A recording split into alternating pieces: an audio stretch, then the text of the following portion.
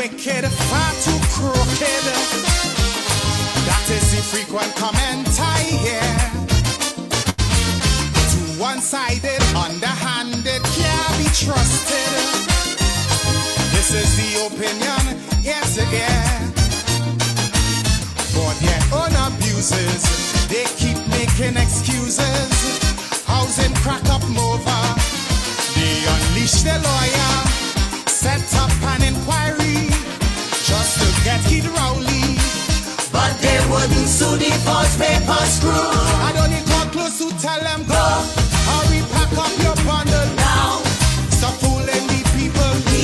The country taking a beating. So me plea are repeating. Go. They're like a natural disaster. Now. 10 times worse than Ebola. Like a dog with fleas and down on their knees. And I'm begging, now we enacted 1 week. Prophesy to the country. Streets turn into rivers, then into seas. Is why I'm singing. Now this is my humble petition. Announce the date for election. Go now, please. Accidental, detrimental, could be lethal. Are you willing to take that chance? Much too seedy, they too greedy, eyes too beady. Honeymoon end before the romance. We expect corruption, but now without check or interruption. That a few might stuff the pocket, but not racket by the pocket.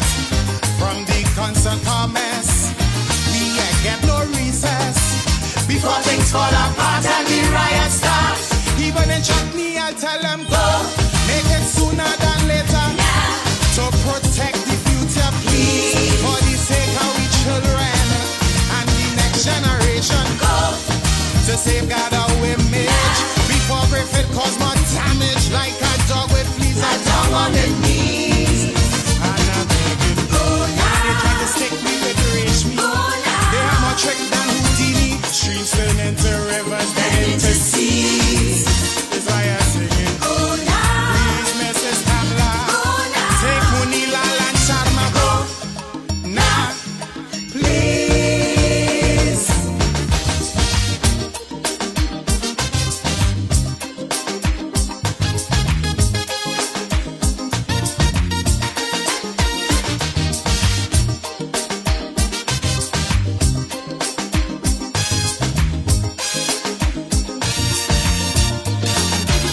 Them and their minions, total villains, raking millions. Their slogan, we shall rise, it was so true. Tell John Public not to panic while them and they sidekick. Swimming in a pool of dollars so blue. Like meat-eating vulture, they neglect agriculture.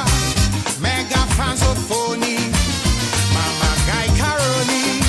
Sweet man Glenn and Sharma came face to face with the karma.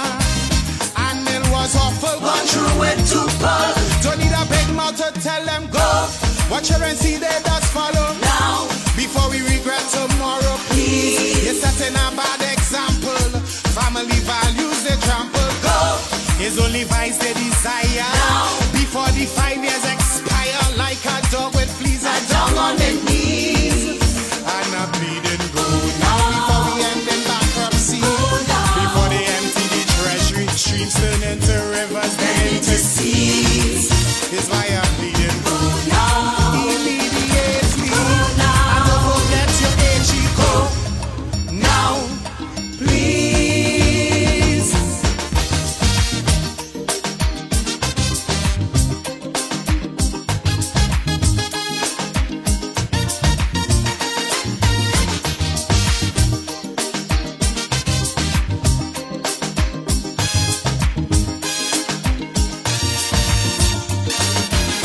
Love to quarrel, always oral, highly immoral. They let the good doctor starve to death. Used to court him, once support him, no road to point for him. But once in power, they quickly forget. They love confrontation, so no mediation. The council, but deep warriors is settled. You see, you could make a fortune, filling up a lagoon. The environment is boost out its people too. Is why I want them grow. With them old lies they peddling. Good afternoon. I'm Carl Keaton. Good afternoon, Devon. Devon, big up. Devon, how are you? Good afternoon, Master Carl Igwe. Independent Talk for Sunday, the 22nd October 2023. October is a kind of month in Grenada, Devon. Third day of our curfew. Third day. We were here Friday and a few persons called in Devon. And my intention today is to entertain callers who wants to call and give their 2 pence, because the events of 79 to 83, March 13 to October 25th, 4 years, 7 months and 17 days. That's a coincidence, you know, Devon. The revolution lasts 4 years, 7 months and 17 days. And NDC in 2008, 2005 last 4 months, 4 years, 7 months and 19 days, you know. 2 days more than the revolution.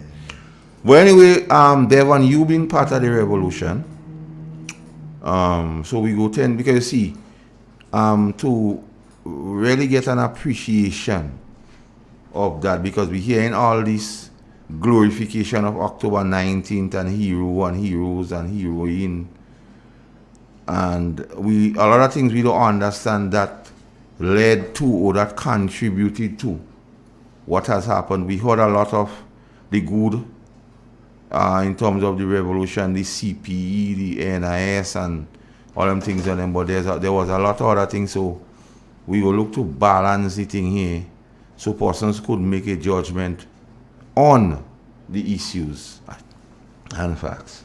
We're here to bring facts as usual, Devon. And what the persons do with the facts is a matter entirely for them. We won't stay silent about anything that would affect or that is happening to the Grenadian people. And the whole issue of Hero Day or whatsoever, Heroes Day, in my view, should not be confined to October, because through our lifetime, there had been many heroes. Even the Rastas are considered them heroes. You know. As one person put it, they are the top of every policeman hit list, but yet still they survive. And even we as a people, Devon, we are all heroes in our own rights, because we have done things to alter or to change the course or to cause things within the country. So I don't think it should be only confined to a day in October. That make it watered down in my view. Yeah. And you know, just to make a thing on that point, heroes, the first Heroes Day in Grenada I know about was June 19th, 1980. We celebrated Heroes Day, and was heroes of Uriah Buzz Butler and Jeremiah Richardson. Say that again, Devon? June 19th, Yeah. 1980. Yeah. Right, was celebrated as the first day, and was time I know Heroes Day. So that's not a new thing. It's not a new thing. It's not a new thing. Uriah Buzz Butler was already put into the archives as one of our founding our heroes, right? And so and a lot of those persons who are involved in the committee presently, right? They are aware of June 19th. Heroes Day, because that is what we were celebrating on June 19th when the bomb blast took place. You understand? So the Heroes Day date is not a thing. But what I have to say about that is, I think we use the wrong method, the wrong way in going about selecting a day. We rush and do that. I don't think October 19th is... Devon, just hold that thought. I think we have a call on the line. We have a call? Yeah. Good afternoon, caller. Hello? Hey, good afternoon, Devon. Good afternoon. I find another voice. Good afternoon. Good afternoon, dear man. Hey, Good afternoon. It's great. Good, I find I know that voice. Boy, what happened? good Wago, afternoon. bro. That sound like KB. That's quiet. I've been following the event, I've But been listening and he listen comments, of this national hero day thing. I don't have a problem with whatever did. It doesn't matter. But what you doing must have some facts. What you saying must have some facts about it. And I just cannot understand. You want to point out the heroes of this country. You have a short list. I have no problem if you have Eric Matthew Gary on your short list. I have no problem if you have Maurice Bishop on your short list. The problem I have is leaving out people like Dr. Keith Mitchell on your short list. Because if the yardstick you're using based on the development of the country and the contribution they make in the development of this country, I don't see how you could devote Dr. Keith Mitchell. Because yes, you pick Sir Eric Matthew Gary because of his success history. He had tremendous success story behind his legacy. You select Maurice Bishop because of success story behind his legacy. What about Dr. Mitchell? How dare you leave him out?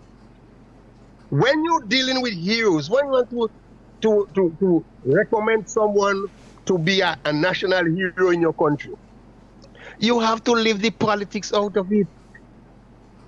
I don't see eye to eye with Dr. Mitchell on that issue. But he qualified to be on that short list. Why? Let me give you a reason why. Look at Sir Eric Matthew Gary and look at his success story and his abuse of human rights. Look at him. Yes, he have tremendous success story, but his human rights record was the worst degrading people ever experienced. So how come? Signal bad. Signal bad. Go close to the internet. Go close to the You internet. live Signal bad.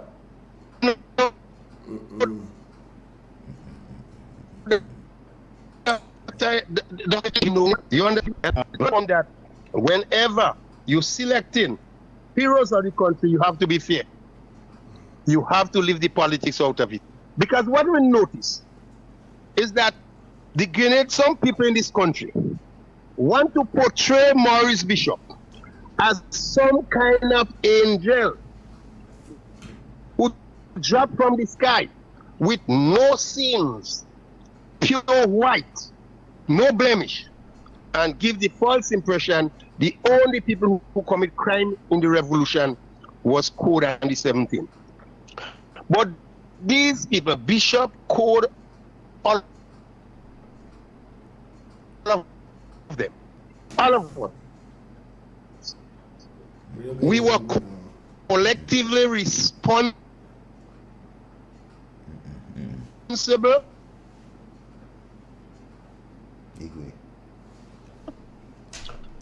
for 24th, every newspaper, even every political party.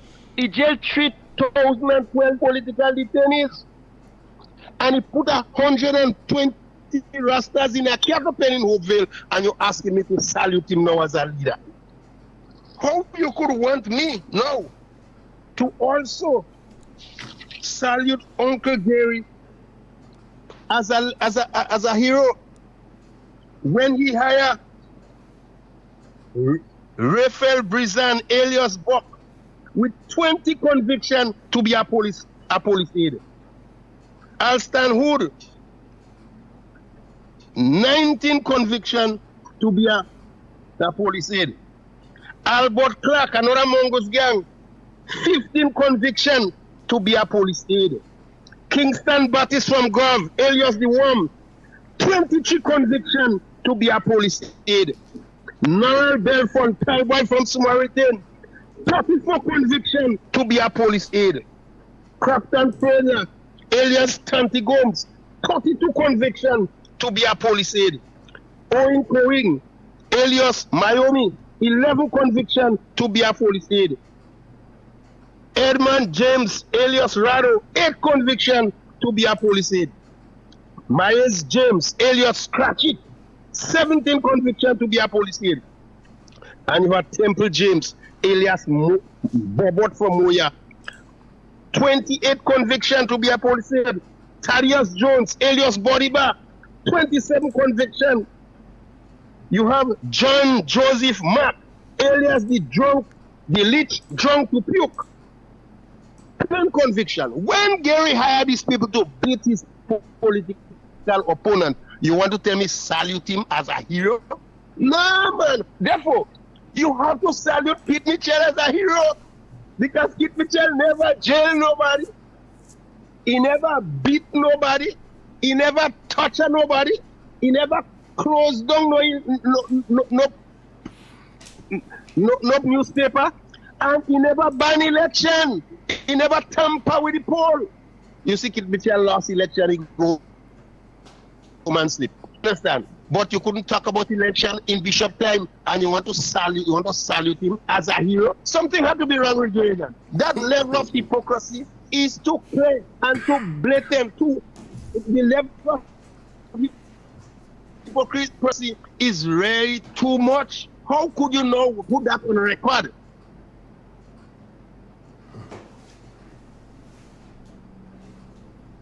And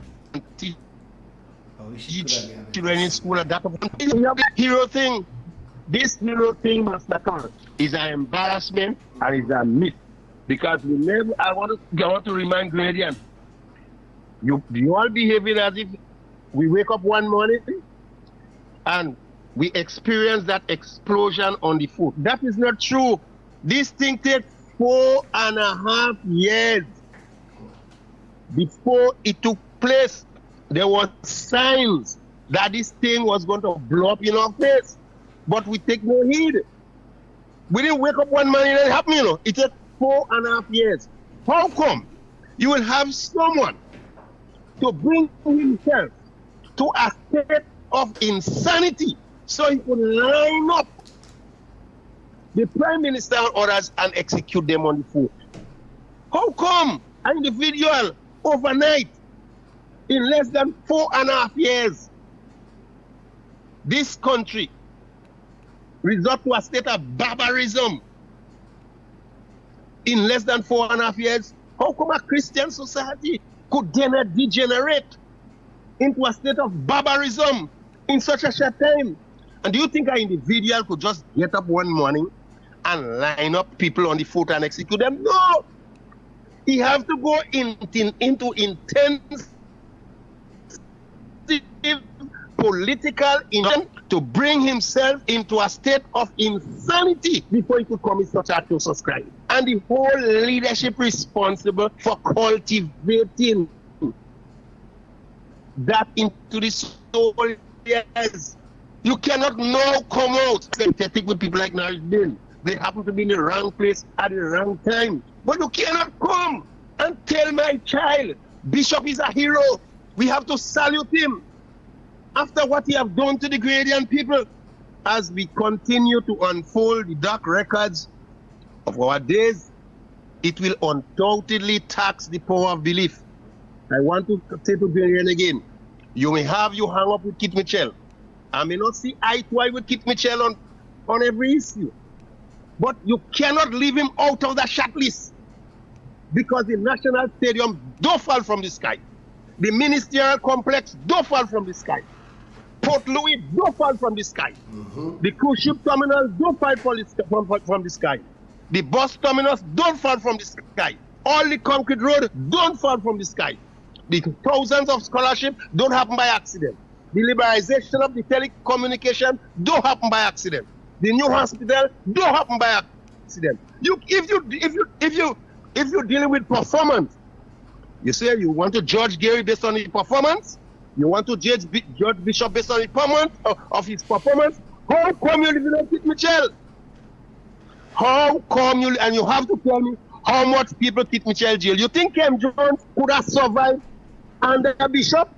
You think Kem Jones could have survived under Gary? No. Under Kit Mitchell, you had the most radio station ever. Freedom of the press. But yet still, you have your hatred for him. You see him in a different light. You understand? So all who commit crime, you have them as hero. A man make a trap to hold beetle in St. David, you say he's a hero. But all what Kit Mitchell do, that is nothing. But you say Bishop is a hero because you like him. You could say Gary is a hero, you like him. But you don't like Kit Mitchell. So forget all what he do. That's my point in that, This hero thing is a myth, and I hope they don't put that on the record in the school for children to learn. One lie give all the children, don't lie for my children. The most worthless red man that passed in this country, that ruled this country was Maurice Bishop. He was the most worthless, the most wicked red man that ever passed. Because look at the history. He just 3,012 political detainees. His signature on it. He put 140 Rasta in a campaign bail. He closed down every newspaper. He banned every political party and he jailed all the political opponents. I remember when Fayo Nayak realized they started jailing the NNP people. He go to Morris and he said, Morris, this thing you're doing by jailing Dr. Japal, by jailing Kenny Lal Singh, it will have serious political repercussion on you later on.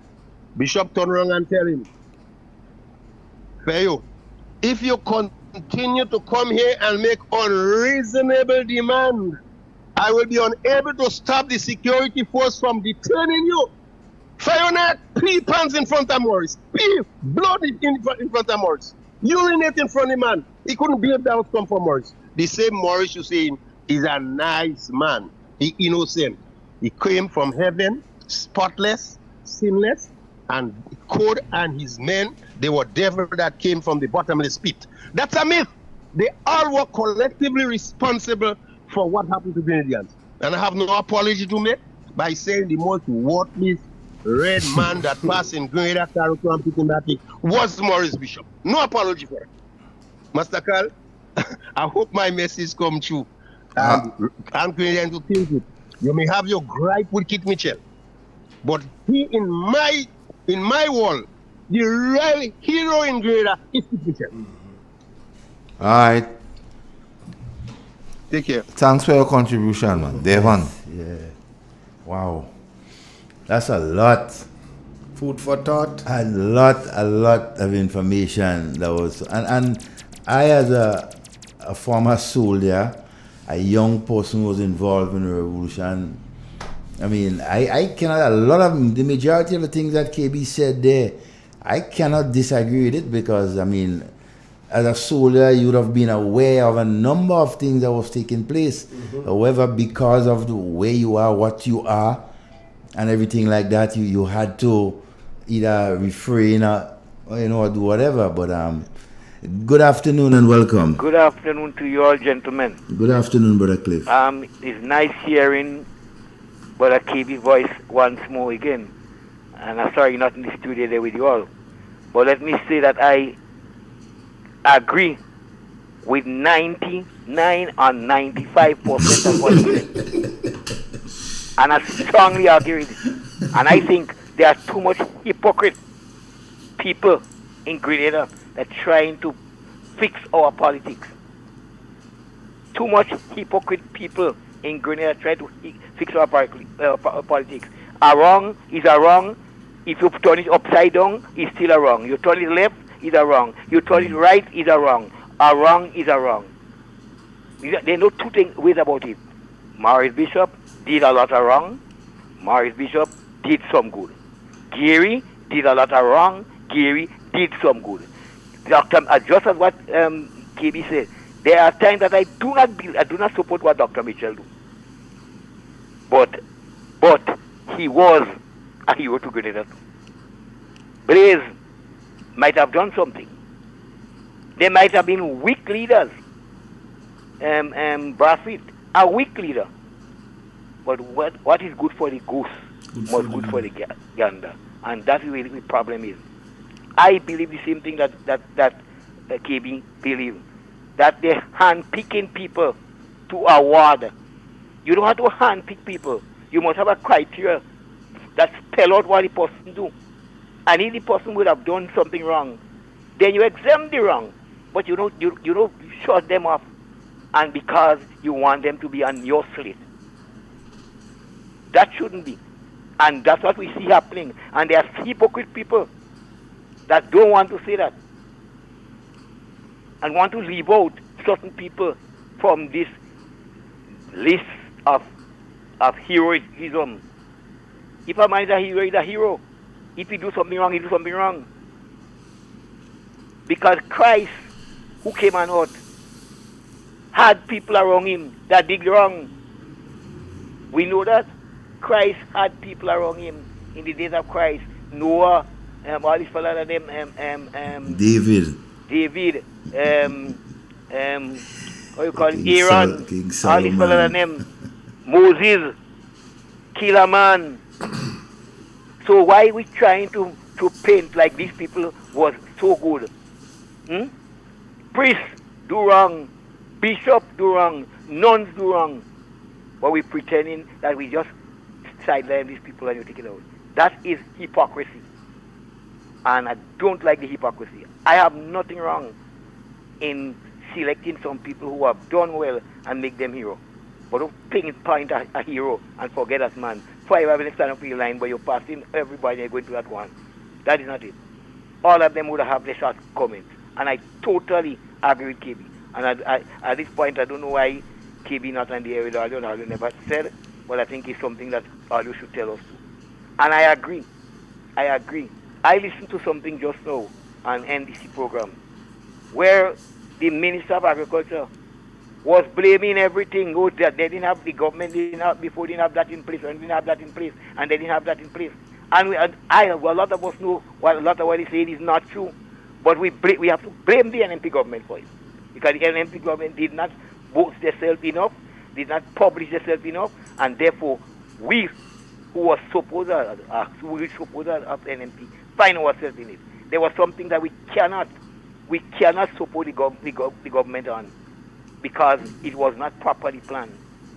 But the NMP, a lot of what is doing now is plans that the NMP had, and they fail to really implement it or to explain to people. So today, NDC taking the favor for it. And we must be plain to say that.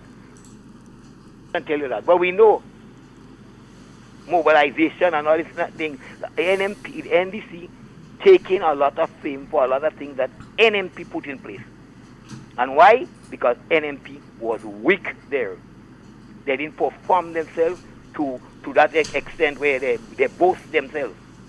Today we see the minister, not the minister, but the parliamentary representative for NDC, for NMP, coming out a little more bold and sticking. Right? And it's time for NMP to wake up into a vibrant political party. Otherwise, we're going to get left. All right, Brother Cliff. And I mean what I'm saying in my heart. Thank you. Yes, Devon, as you were saying. There are a lot of things that happened during the 4 years and months in the revolution that we conveniently try to leave out, and so just to make some good and some bad. But if you're talking about the revolution as I know it, there were a lot of good things and a lot of bad things. Who were the leaders that presided over the revolution? It was not Maurice Bishop alone. It was the entire team. So don't try to give Maurice Bishop all the kudos as if the revolution was Maurice Bishop. No, it was not. Good afternoon. Good afternoon. Maybe I've been waiting on you for years to come out and talk. But one thing you miss out. Maurice Bishop bring a white man in Grenada to make bomb to kill Grenadians. The bomb that went up in the park on the 19th of June is a white man who teaches Grenadian how to make the bomb to kill people. Bishop is no hero. He's a killer. I from Tivoli to no one but now. Wow. Right? This is my contribution. All right, my Let brother. KBL say about Bishop is a white man. He used to use that number 22 because he want Grenadian to know his name. To teach Frank Philip and the others how to make that bomb that kill boy that Bailey and the others on the path in June of 19. Okay, caller. Right? This is fact. Wow. Wow. That's some serious. I from Tivoli and I know what went on. My brother spent 3 years innocently in jail. Wow. Right? Can KB finish what he said? We know. All right, brother. I'm from Tivoli. All right, caller. Everything was planned in Tivoli. All right, caller. Okay? All right. Thanks very much for your contribution, my brother. You see, that is the thing, Devon. There's so many untold stories. Yes. To properly make one a hero, to properly understand the context of 4 years, 7 months, and 17 days, all these stories must be known. And let one decide after. But presenting those things as Jesus Christ's twin brother is not fair, Devon. At all. Yeah, let's take it. Good afternoon and welcome. Good afternoon, Devon. Good afternoon, Master Caligwe. Yes. Good afternoon. Every time I hear you mention Bishop's name, he put a sorrow in my heart for the wickedness they have done to the people of Montreat. I wonder if they remember how they make Mikey James see trouble. I wonder if they remember they was passing house to house with a bomb and making bunu and others say, me what make it. Oh God, the people of Montreat suffer under that PRA and them. And I don't know how come in this world they could make Maurice Bishop and his gang a hero. Never in history. That man is not a hero. That man was a, I don't want to say criminal, I don't want to say killer, but God knows what he was. And I want them to know the man above, that is the first hero, the creator of heaven and earth. And my hero is Dr. Kit Mitchell. They could make 99 heroes. Show me the good what they do. Show me their performance. Nothing. Grenadians, let us open we eye and think back where we come from, where we was. And today, they bring us back right down under a prime minister who don't know nothing about politics. Tell that prime minister, Kit Mitchell, come back to the training school. Take warning. God is in control, not you. Run your race. Run it just for a while. Have a blessed evening. Right. Everybody, Thank you, my study friend. up while yourself. God is good. All the time. Blessed evening. Devon, Yes, I would ask you a question. Is there a difference between a hero and a martyr? Yeah, it is. Yeah, there is a So difference. now we're taking a martyr for a hero. Yes. Anyways. But Yeah, Carl? that's a significant point. Good afternoon. Hey, good afternoon, Devon. Good afternoon, my friend. Good afternoon, Master Carl. Yes. On the hero thing, You know what I respect Keith Mitchell for as a hero? You see the democracy at Grenada? He protected it And stability. and he never put his hand in it. He never take no dirty hand and put in it. He protected it. Whether he win or he lose, he protected it.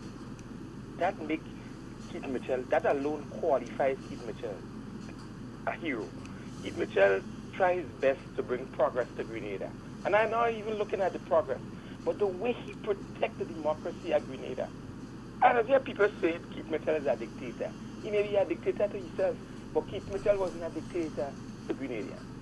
He never tried to interfere with that, the purity of our democracy. He allowed it to take its course. He allowed his opponent to win if they have to win. And he campaigned in a manner where he gave them the liberty and everything. The guy, they could say have his ways or had his ways. But when he come into for the protection of our democracy, Keith Mitchell is a hero. And I think that is one of the things that put Keith Mitchell far above the rest. In crucial times, when Grenada was in crucial times, and Keith Mitchell, as leader, he never put his hand and say, let me handbook this or bend this or he allowed it to take its course, even though he had to lose at the poll. And I want to say, Keith Mitchell, I want to join in KB and say Keith Mitchell is a hero. Thank you.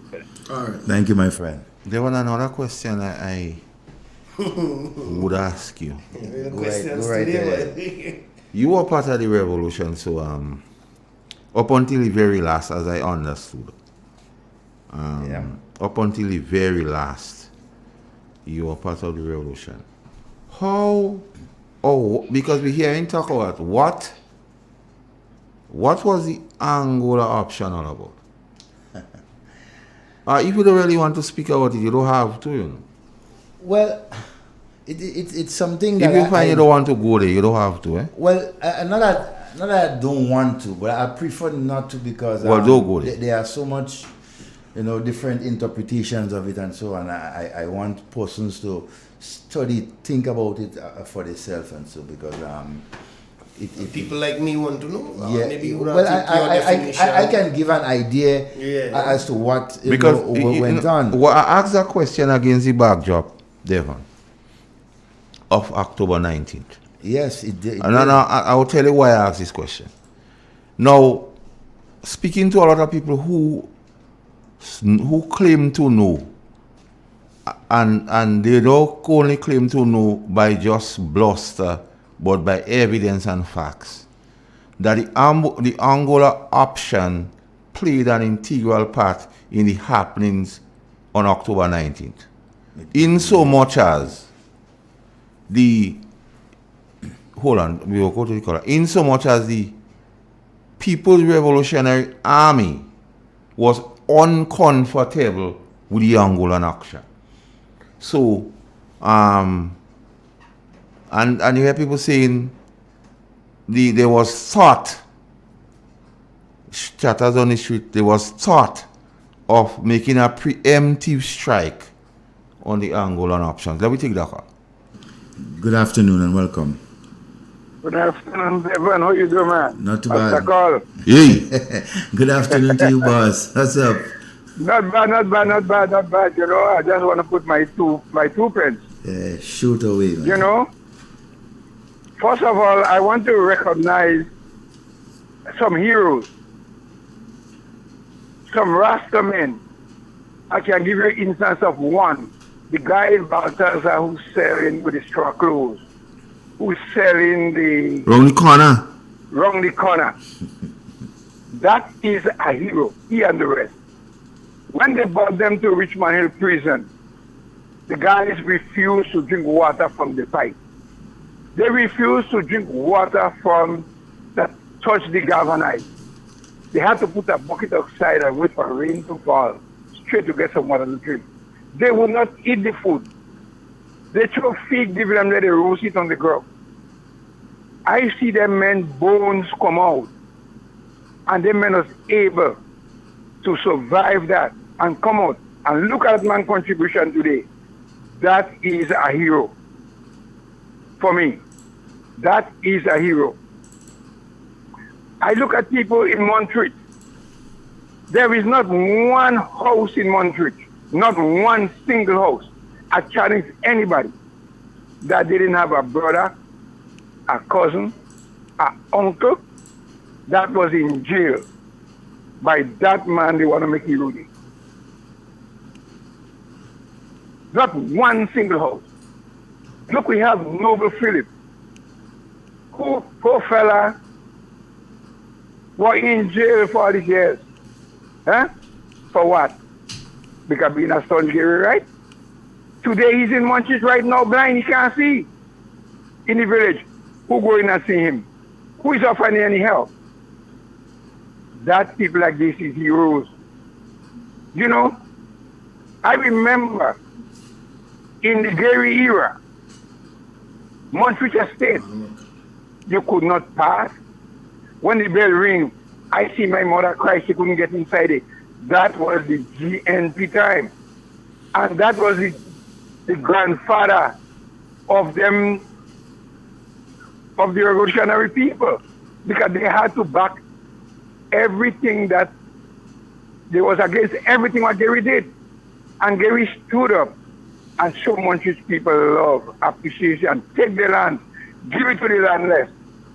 So what they decide to do when the revolution comes, make sure that nobody in Montreal was left outside.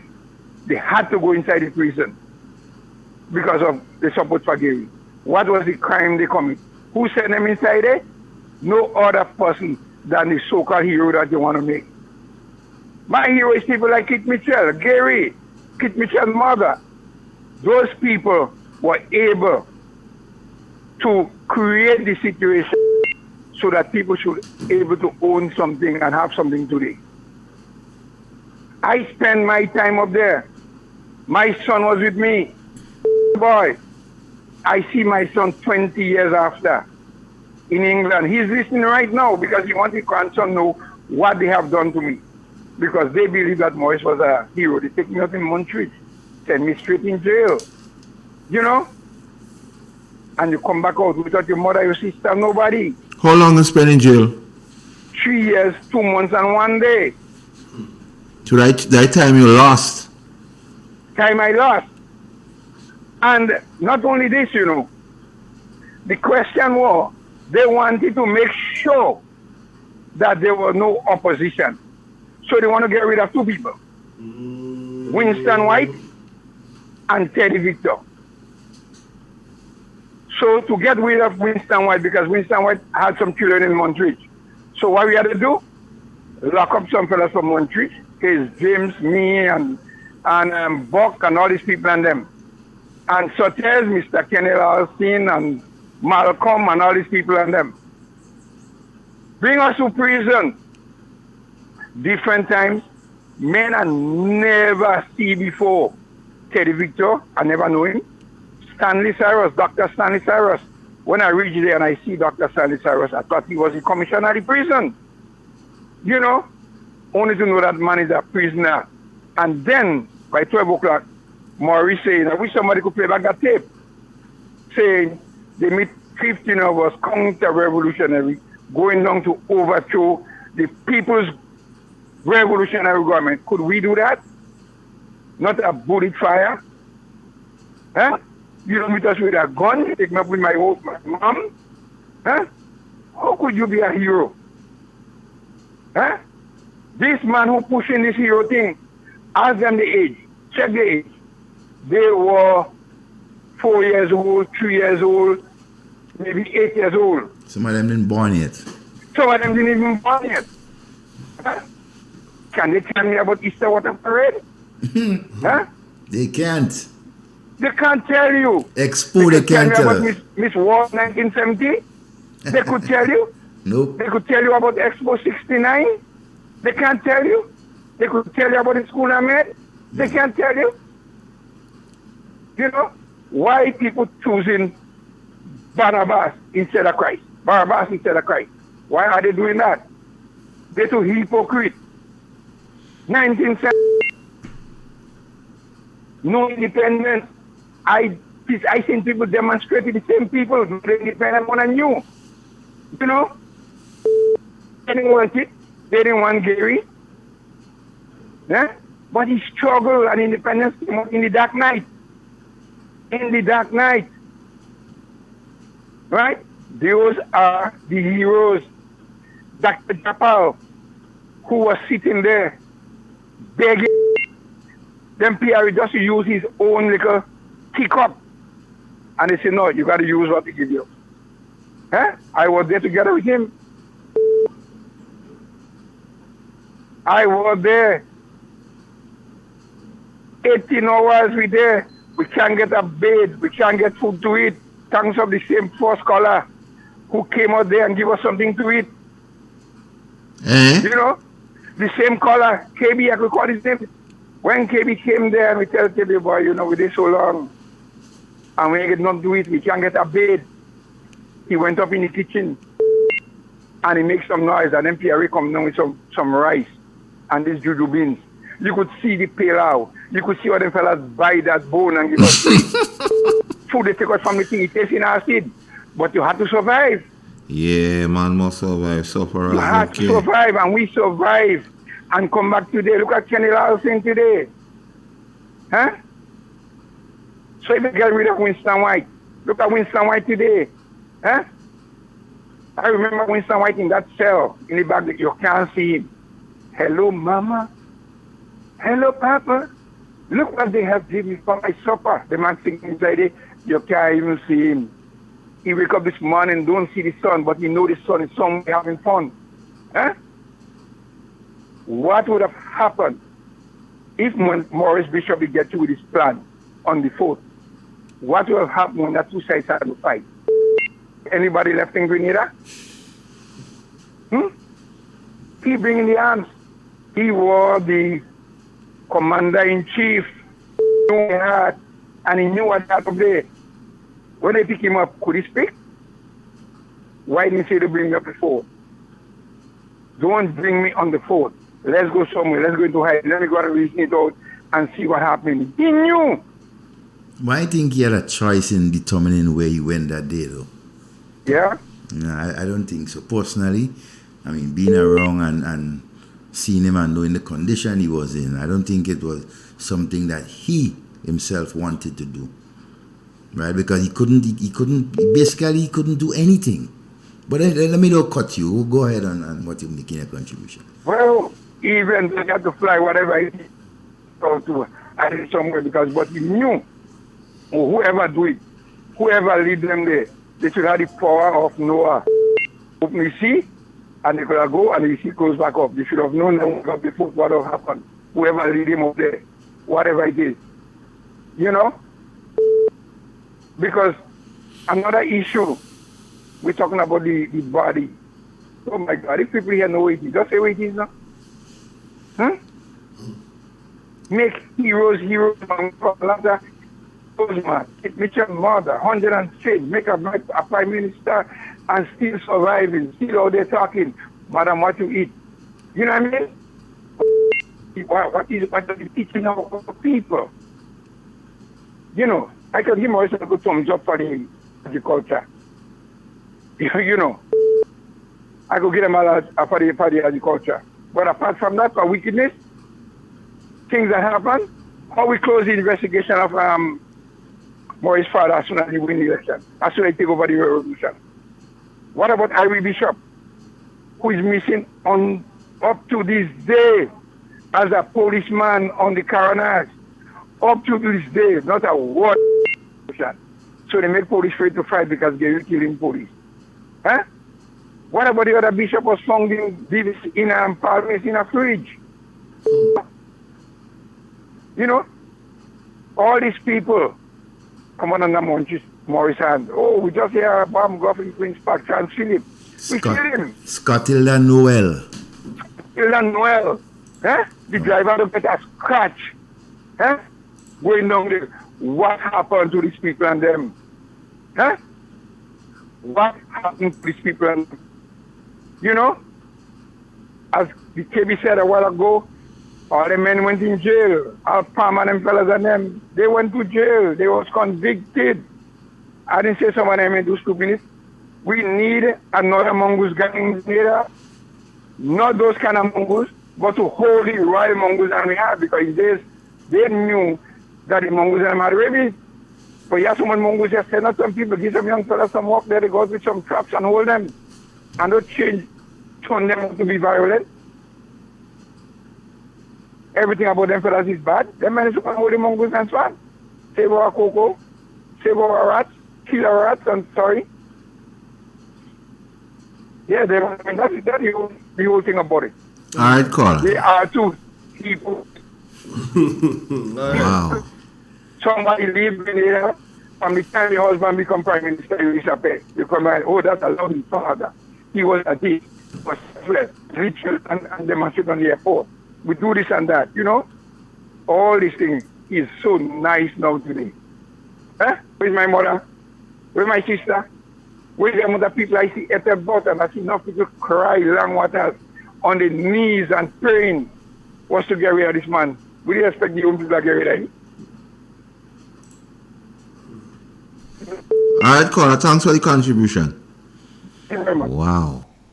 Devon? It's not an easy situation. If we dive in the history of the revolution, the 4.5 years of revolution, you will find our history is so mixed with different scenarios and so. But what is so dangerous about it? Some of us want to glorify some and demonize some, you know, and that's where I have an issue. Good afternoon and welcome. Good afternoon, sir. Good afternoon. How are you doing? Not too bad, my friend. All right, okay, so you know speaking to you, right? Yes, I do. Yeah, I hope everything is okay. That is on the personal level. Yes. Right. Now, could I ask you, let me ask you a question. Who are the national heroes in Grenada? You know anyone on whom that honor has been bestowed in Grenada?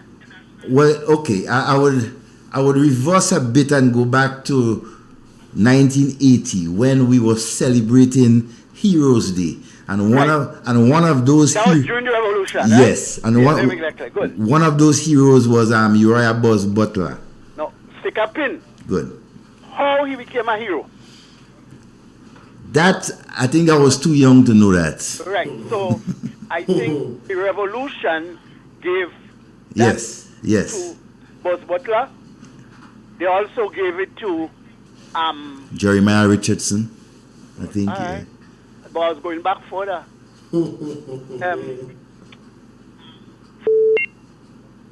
Right? Yeah. But those awards was made under the people's laws, right? Mm-hmm. Okay? Yeah. Right, good. Now, there is an act in Parliament, Act number 32 of 2007, and there have been amendments in 1994 and 1995. And it lays out the manner, procedure, criteria in which people can be named national hero. So, as far as I'm aware, we have no national heroes because I've never heard that title be on since the act or since we came back under in democracy. A democratic country. Yeah, you are correct. I've never heard any governor general bestow that act on somebody. Yeah, you are correct. Anybody. So the people that call and say this one is hero and that one is not hero, I think that is our wish list. That's what we are thinking.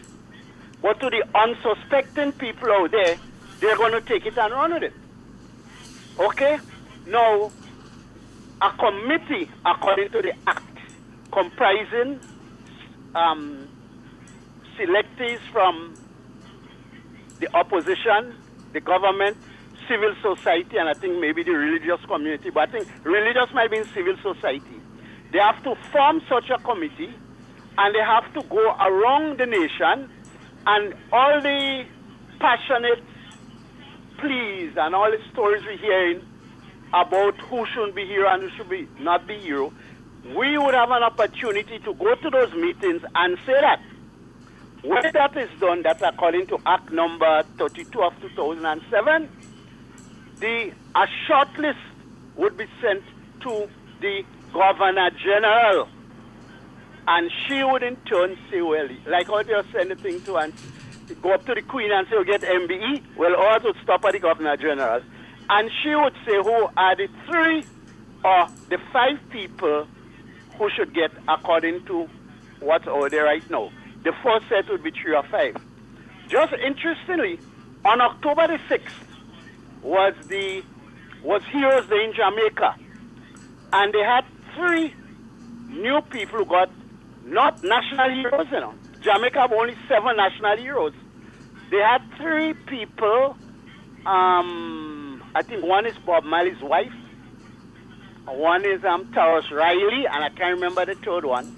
They were bestowed with the Order of Jamaica. Right. And interestingly, do you know that Bob Marley is not a hero in Jamaica? Yeah, correct. I think Right. I think Marcia Griffiths got that thing too. Well, we have 11 national heroes in Barbados. Rihanna is a national hero. I said this to say that it's not basically our feeling or the feeling of certain people in Jamaica or people in Barbados. There is a procedure. And we should let the procedure take its place in Grenada before we can national hero. I believe, and I grew up knowing, my biggest hero in Grenada was Miss Petty in Victoria, Petronella Ferguson, who in the great flood of Victoria in 1945, a 3-month-old pregnant young lady, having lost her husband, perished in the flood. She was 3 months pregnant. She rescued a young lady and when the water took them and they started bringing them out further into the sea.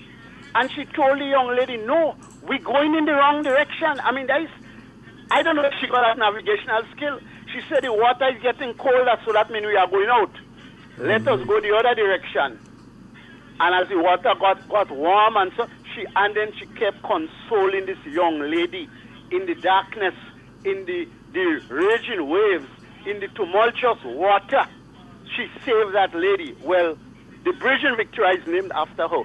Yes. But if I am going to talk and say to make somebody a national hero, she would be the first person I would talk about.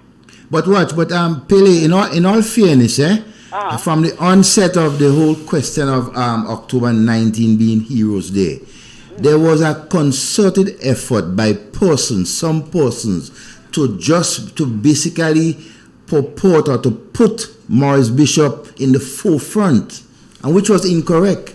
Persons, that's what I tell you. There is an act. I understand. There are those who are responsible for what is going on right now, for example, in the selection or part of the committee.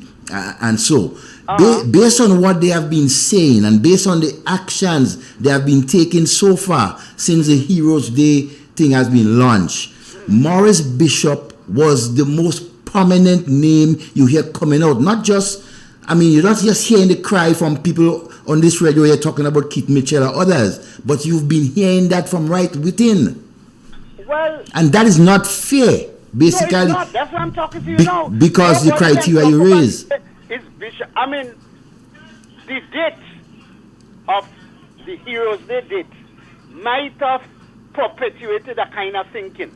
That is why they should know better than that. But then there's a lady in the committee, in the celebration committee, whatever the committee, just not too long, she made it clear that there are no heroes and not. I think what could have populated that again is people was clamoring for over 30 years that October 19th become a holiday.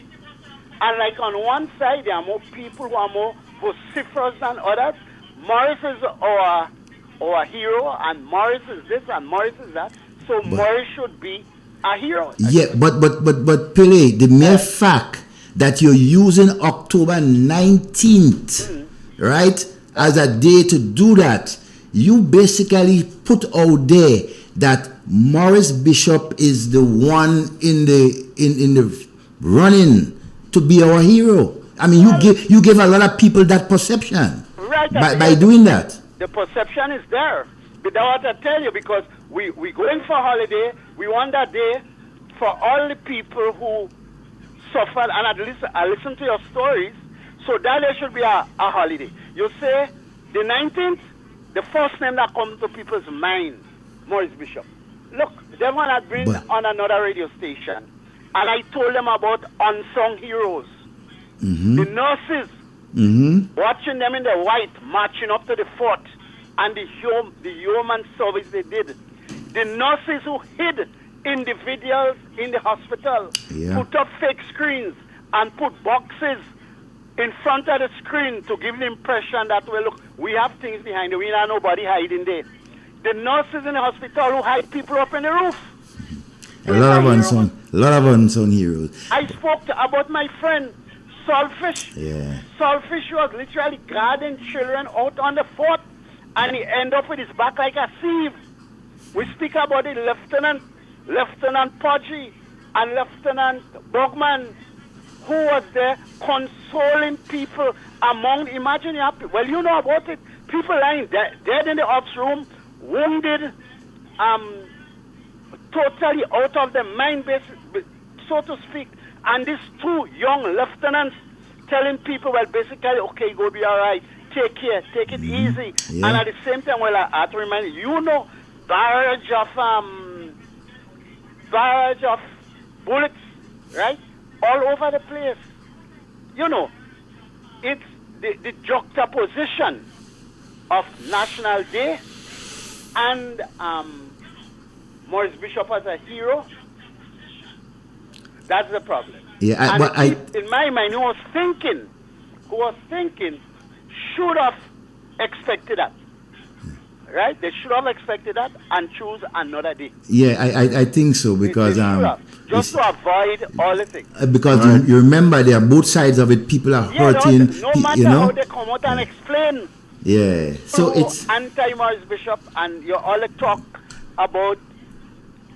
Well, you have to give them that. Yeah. The revolution was good at the propaganda. Yeah. And putting well, I mean, you've been there. We are the best. Let me ask you a question. What happened to the album?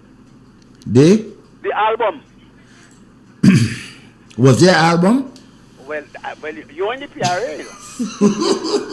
That's what I'm asking you. There was this album talk going around. What's the one? This album destroyed a lot of families, But that's another day for conversation. The album make a lot of people flee the country too. And I have to try my best to dismiss that rumor, because they were tarnishing the image of a young Grenadian, beautiful young woman, whose uncle was part of the Gary regime. Right?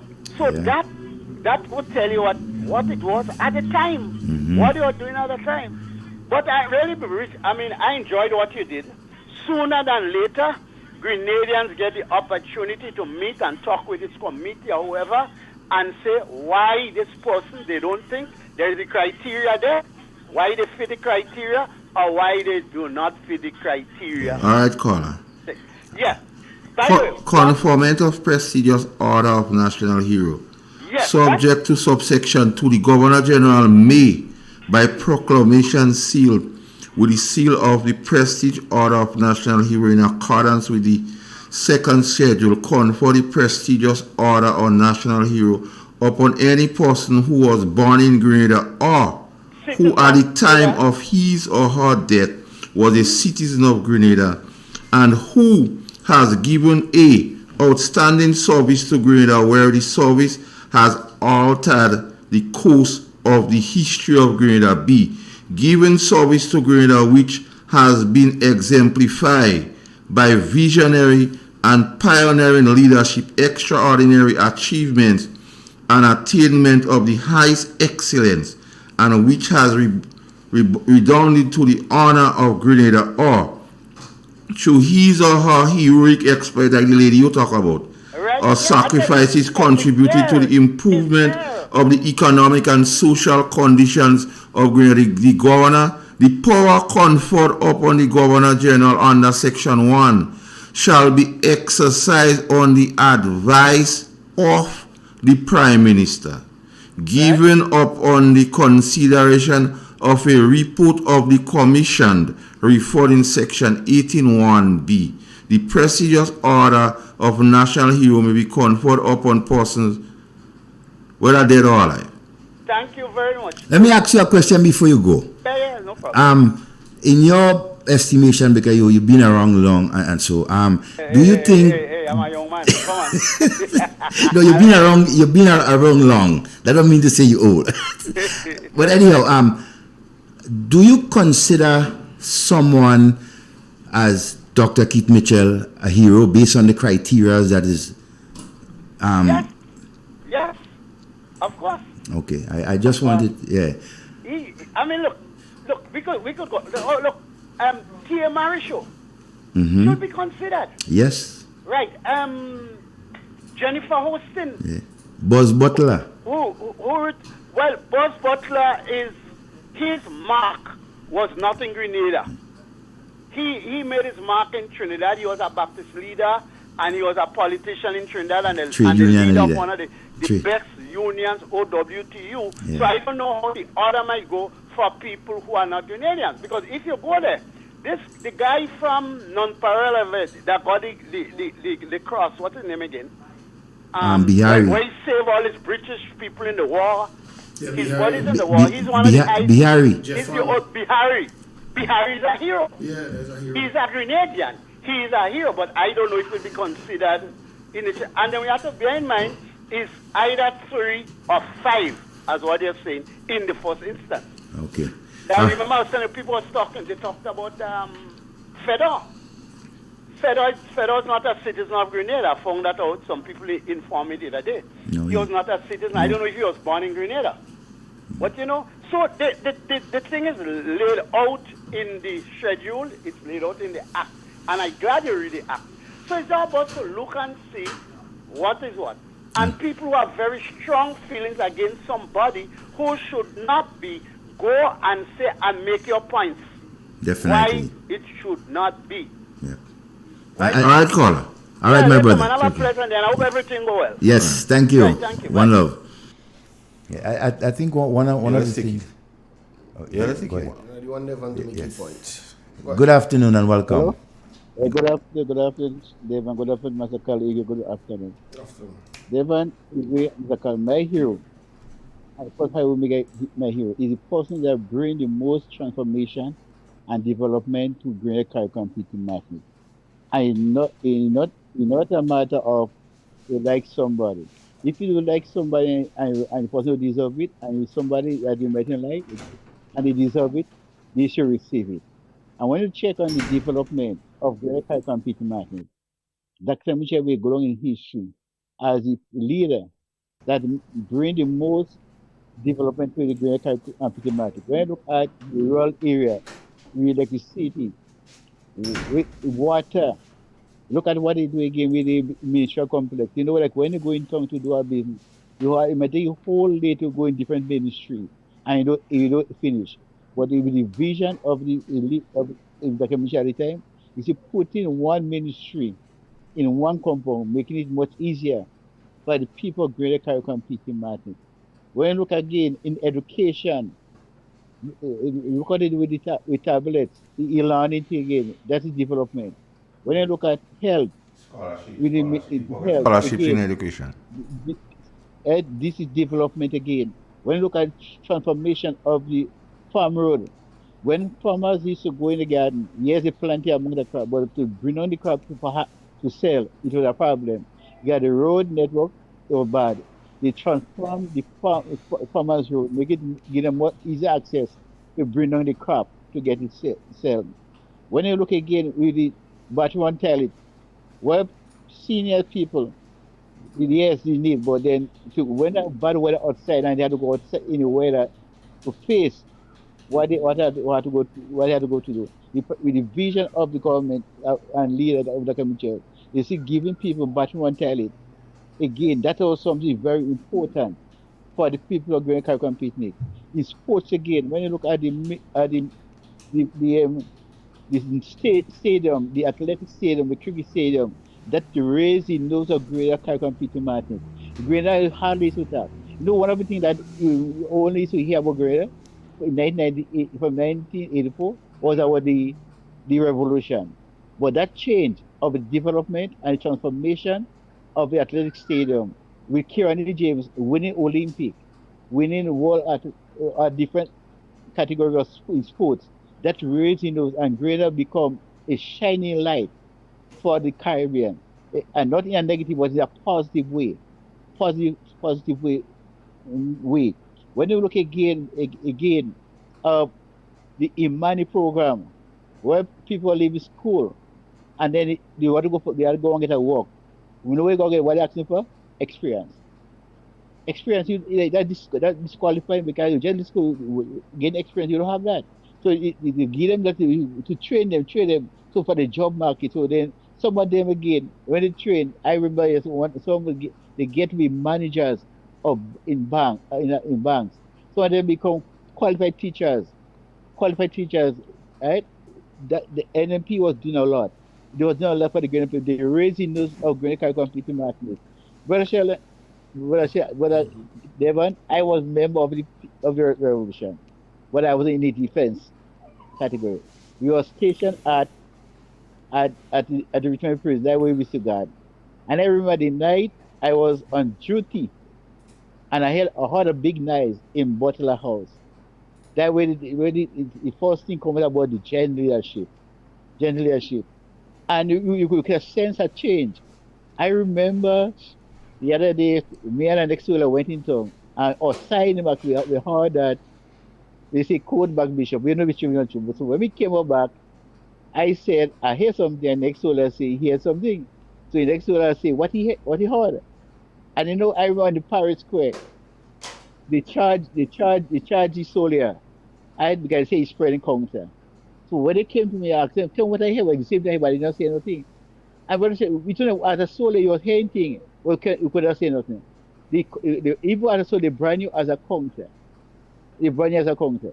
And whatsoever bad things are happening in generation time, one side can take the blame. Every side had to take the blame for it. And whatsoever good things that happen, we can't put on one person. Right? So I say, I come to say, to truly, and to my hero, for bringing development and prosperity and peace and stability for greater and Caribbean diplomatic is Honorable Dr. Mitchell. All right, caller. So they don't have a You too, my Yeah, friend. they one like you were saying.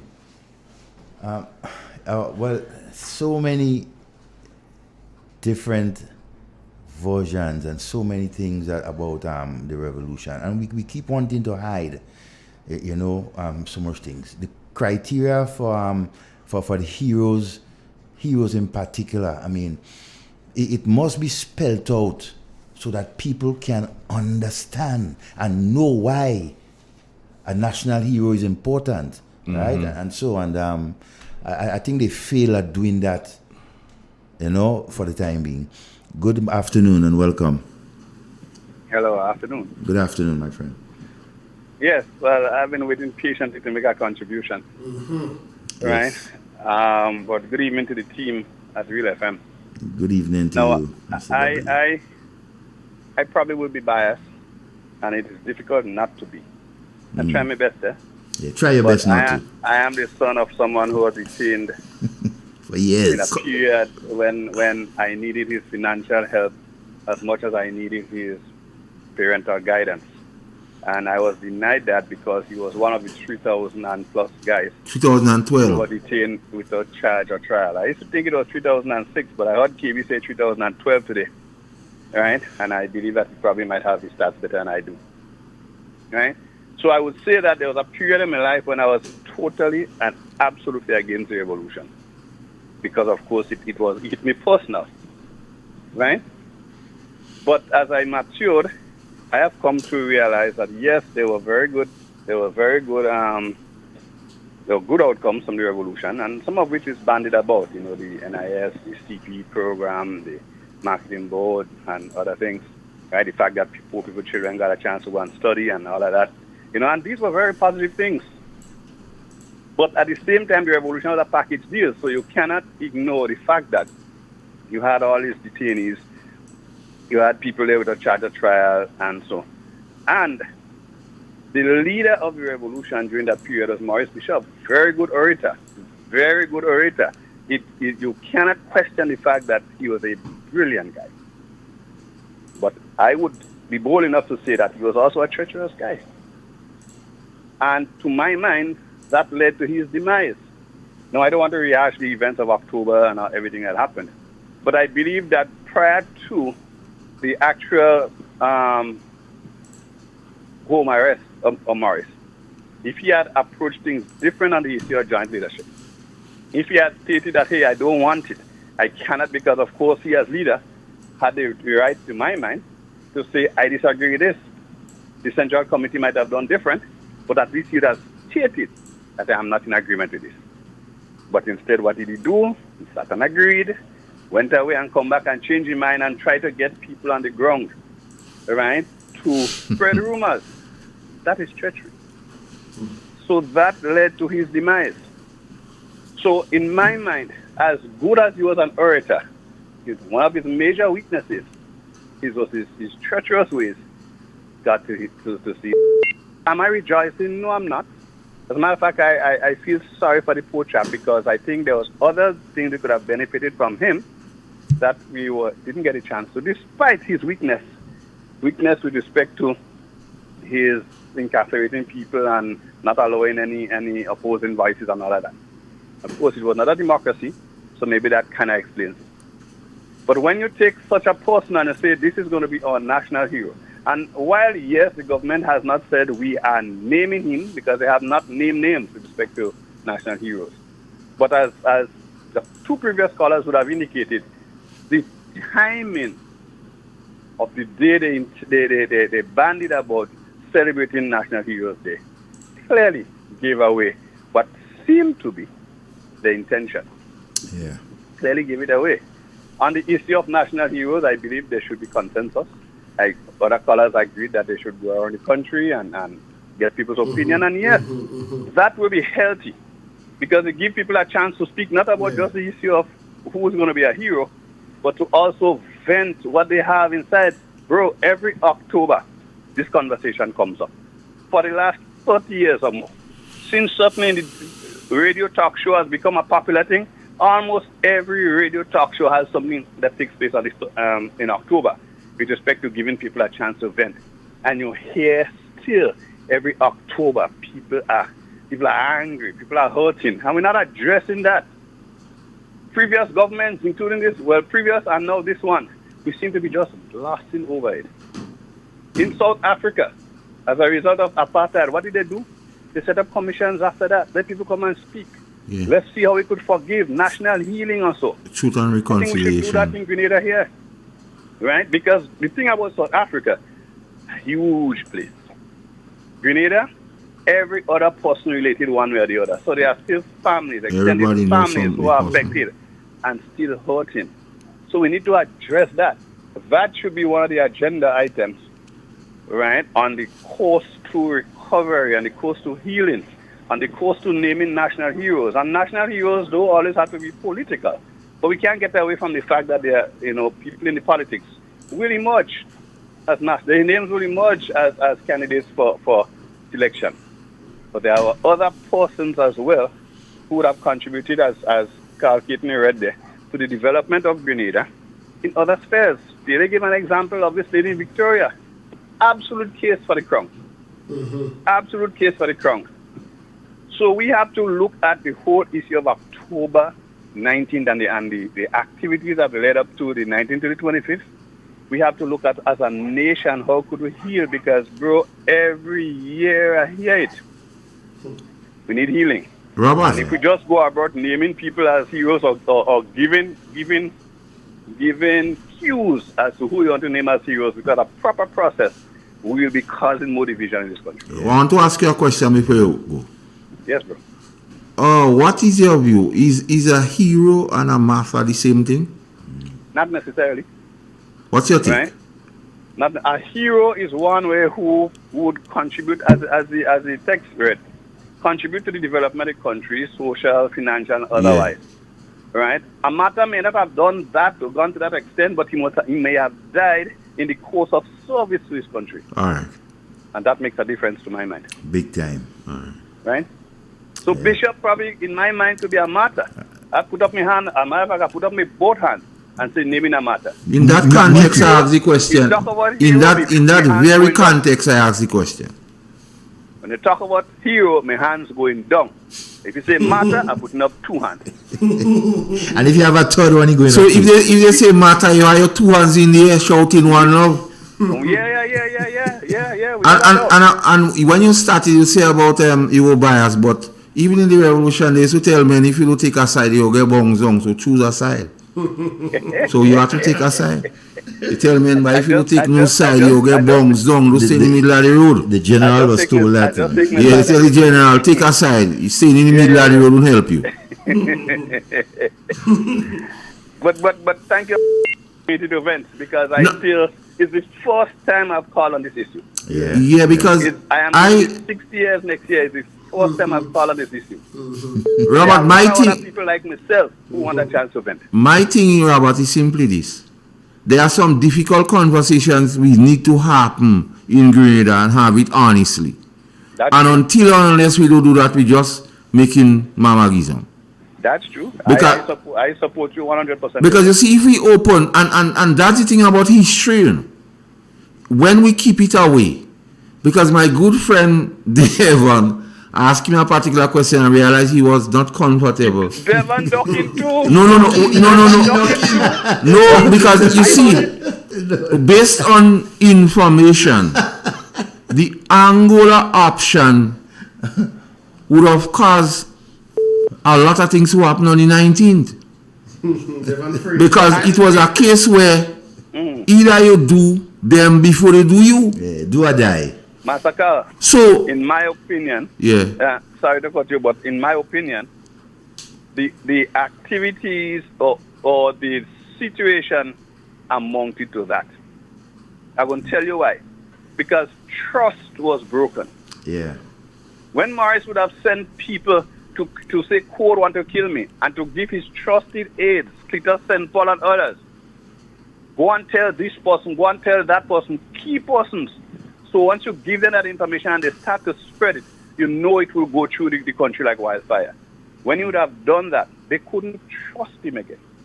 When you take people who freed you, and I'm not suggesting for a moment that the masses are wrong to free him, because remember I said he was a popularly, well I didn't say that, I said he was a good orator, but he was also, by virtue of his oratory skills, he was an extremely popular leader. Yeah, man. Right? He was the face of the thing. When the people decided we want with leader, and then they say we get with leader, the euphoria that came out of this. If he was a good leader, as good as he was a popular leader, but if he was a good leader as he should have been, he would have steered them to the market square. Stick a pin. Original intention. Stick a pin, Robert. You see, and I have to stop you there, because I keep hearing that over and over, that he should have lead them and he should not have let them go to the fort. If persons understood the condition of that Morris Bishop was in from the time he was taken from house arrest to the fort, perhaps you would have a different view of in terms of what he could have done on that day. I just wanted to put that there. Okay, and I hear you, Devon, and maybe all this information is important, because something what we've been hearing over and over and over and over, and maybe accept as fact, may not be fact. Yeah. Right? But the question is, when you went up to the fort, was there, let's assume, or I am assuming, based on your comment, that he probably needed medical attention, or he was probably weak, yes. because, right? So was he going to get that where all the guns and so were? Well, okay, I'll tell you.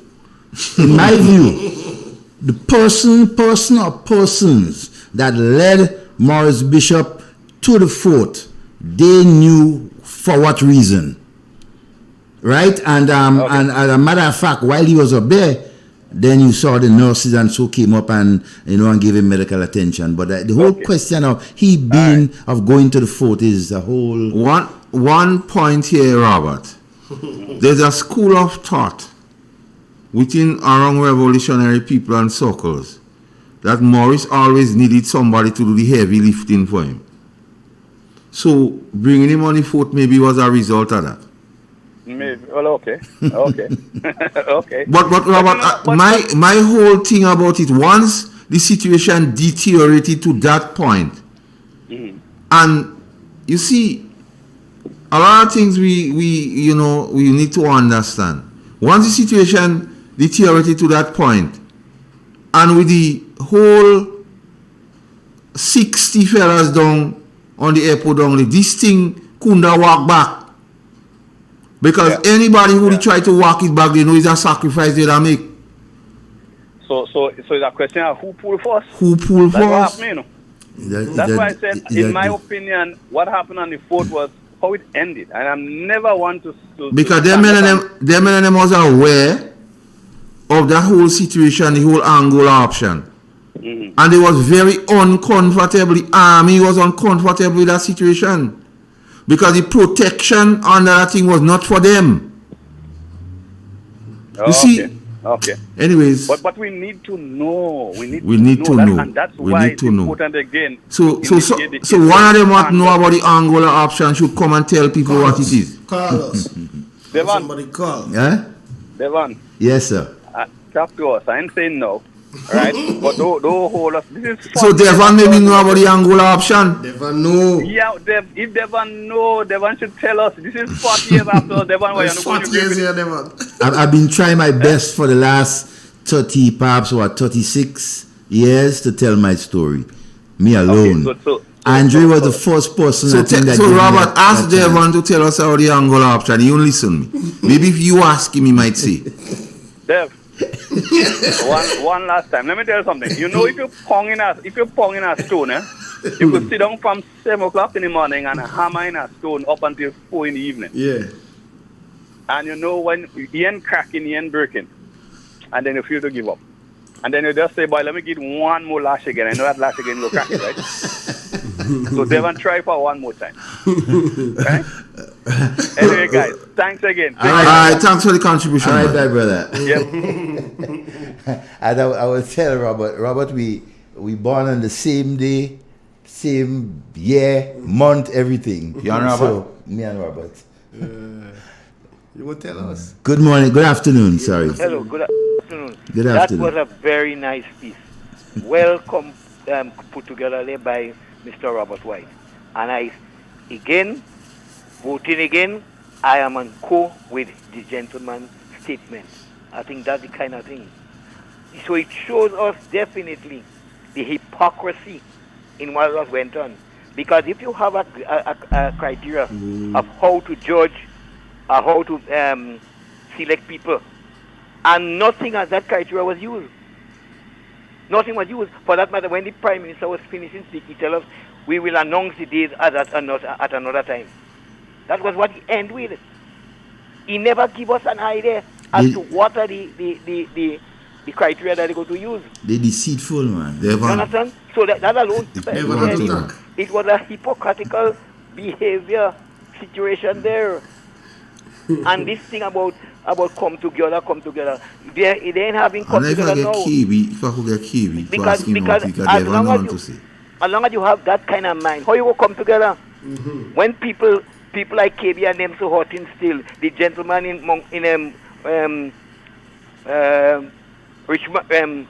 Mount Rich hot in, Robert White, father hot in. How you going to have closure? When people like Mr. Ramdani and them and Mr. Dr. Terence Marisho telling you about closure, how you going to have closure? What you go close to have closure? When they have all the doors open, how are you going to close those doors? I would like to find out that. That's hypocritical move. You can't close those doors, so you come tell us about time for us to join. And every year you remind me of whatnot. You joke me eye. And always you meet me, you tell me, you remember when I joke you eye? You still want me to bring closure to that? Hypocrisy. Hypocrisy, I like it. Yeah. Thank you. All right, brother. I think the whole Angola situation, Angola solution. Hold on. What are you doing? What signal call? No, we are call. Let's take the call. Good afternoon. Good afternoon. How are you, sir? Not too bad. Mr. Carl, experienced there, Romain, how are you? I'm good, sir. Thank you. Okay, all right. If you look at the timing and the subject, is two different things. The subject is what we call the heroes, right? All right. And when you look at the heroes, these things could have been more easily dealt with coming closer to the independence. Don't you think so? I'm just asking a question. I am of the opinion too of that. Yeah. Could have been Independence Day. Yeah. And again, Pele Dabo and others, they give you a formula which could be used and how it should be used to announce and what makes someone a hero. Carla, actually the law lays it out. Yeah. So if they think they just have to go and read it and see what it is? Yes. There is no mystery. They don't have to go to Harvard or UTT to understand it. Yes. All right. I agree clearly with that. So this all what was said and done, basically it was more or less on a scoring and a political mileage.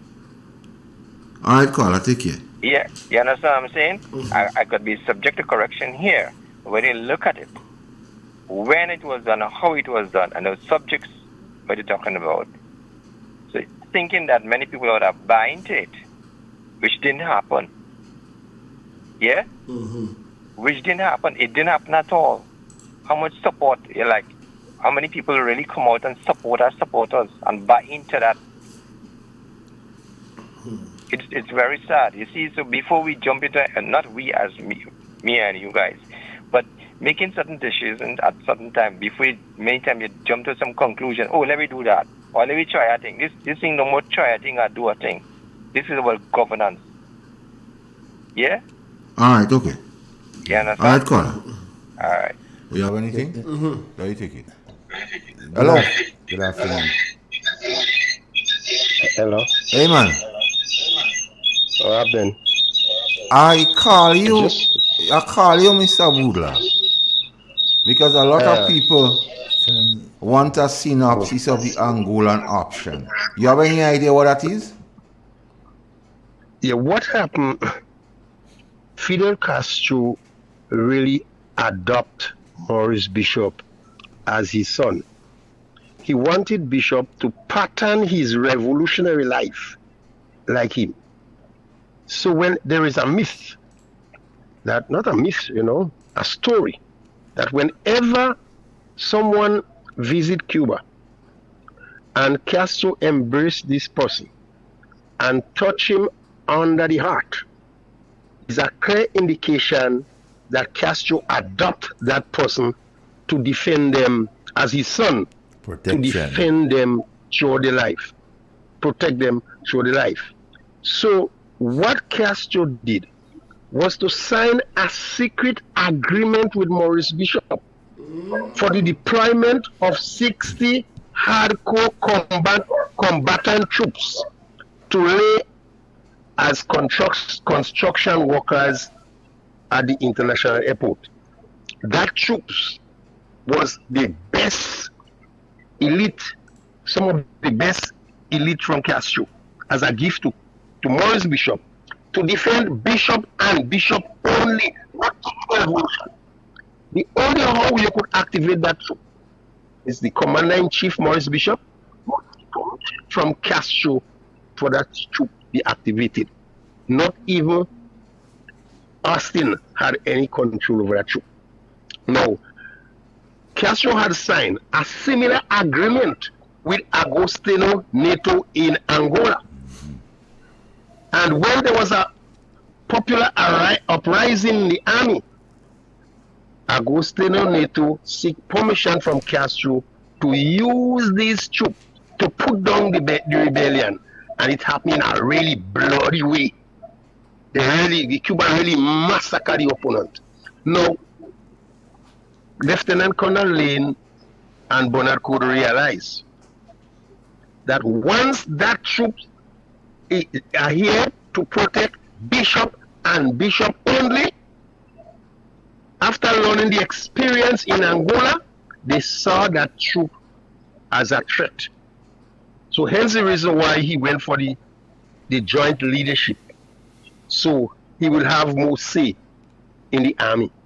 So the Angola question was really some of the reason why when Bishop was placed under house arrest, he was denied access to Rizzo, he was denied access to the public, and he make sure Bishop didn't have any means of communicating to Castro to get the Cubans on the airport to come to his defense.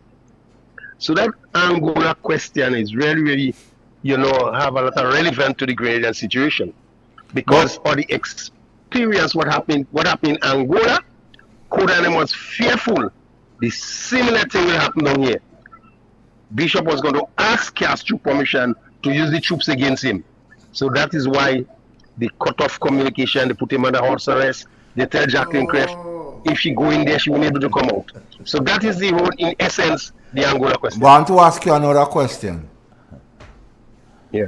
How did the army feel about the troops being here? Well, the army was, the army, the rank and file of the army felt good about it. But the hierarchy saw it as a threat, because Lieutenant Colonel Lane told me on more than one occasion they had put the PRA on red alert to attack the Cubans on the airport, because he said at one time the Cuban was behaving as though they own grader, because that elite around Bernard Code felt they was losing power, military power, with the presence of the Angola soldier on the airport. So they always fear of the soldier. The rank and file of the army didn't mind it, but the elite who support Bernard Code saw it as a threat. Alright. I think that brings like a clarity to the situation. Okay.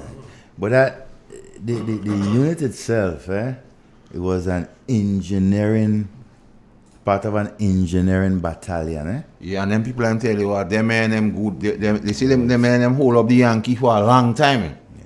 But it wasn't just 60 of them. They stick up the Yankee on them. They hold them up. I mean, they don't just rush in on them. Yeah, they couldn't just rush in on them. They hold out. But the problem is, as KB mentioned, one of the things that happened when Maurice Bishop was placed under house arrest was that the weapons that the Cubans had access to in terms of AK, machine gun, mortars, anti-aircraft, those weapons were taken away from the Cubans just before, just after the house arrest. Yeah, they take it. For, again, as KB said, for a number of the reasons, because it came down. After the 12th of October, when that, no, not the 12th, but after Maurice Bishop returned from Europe and on his way back to Grenada, he stopped off in Cuba.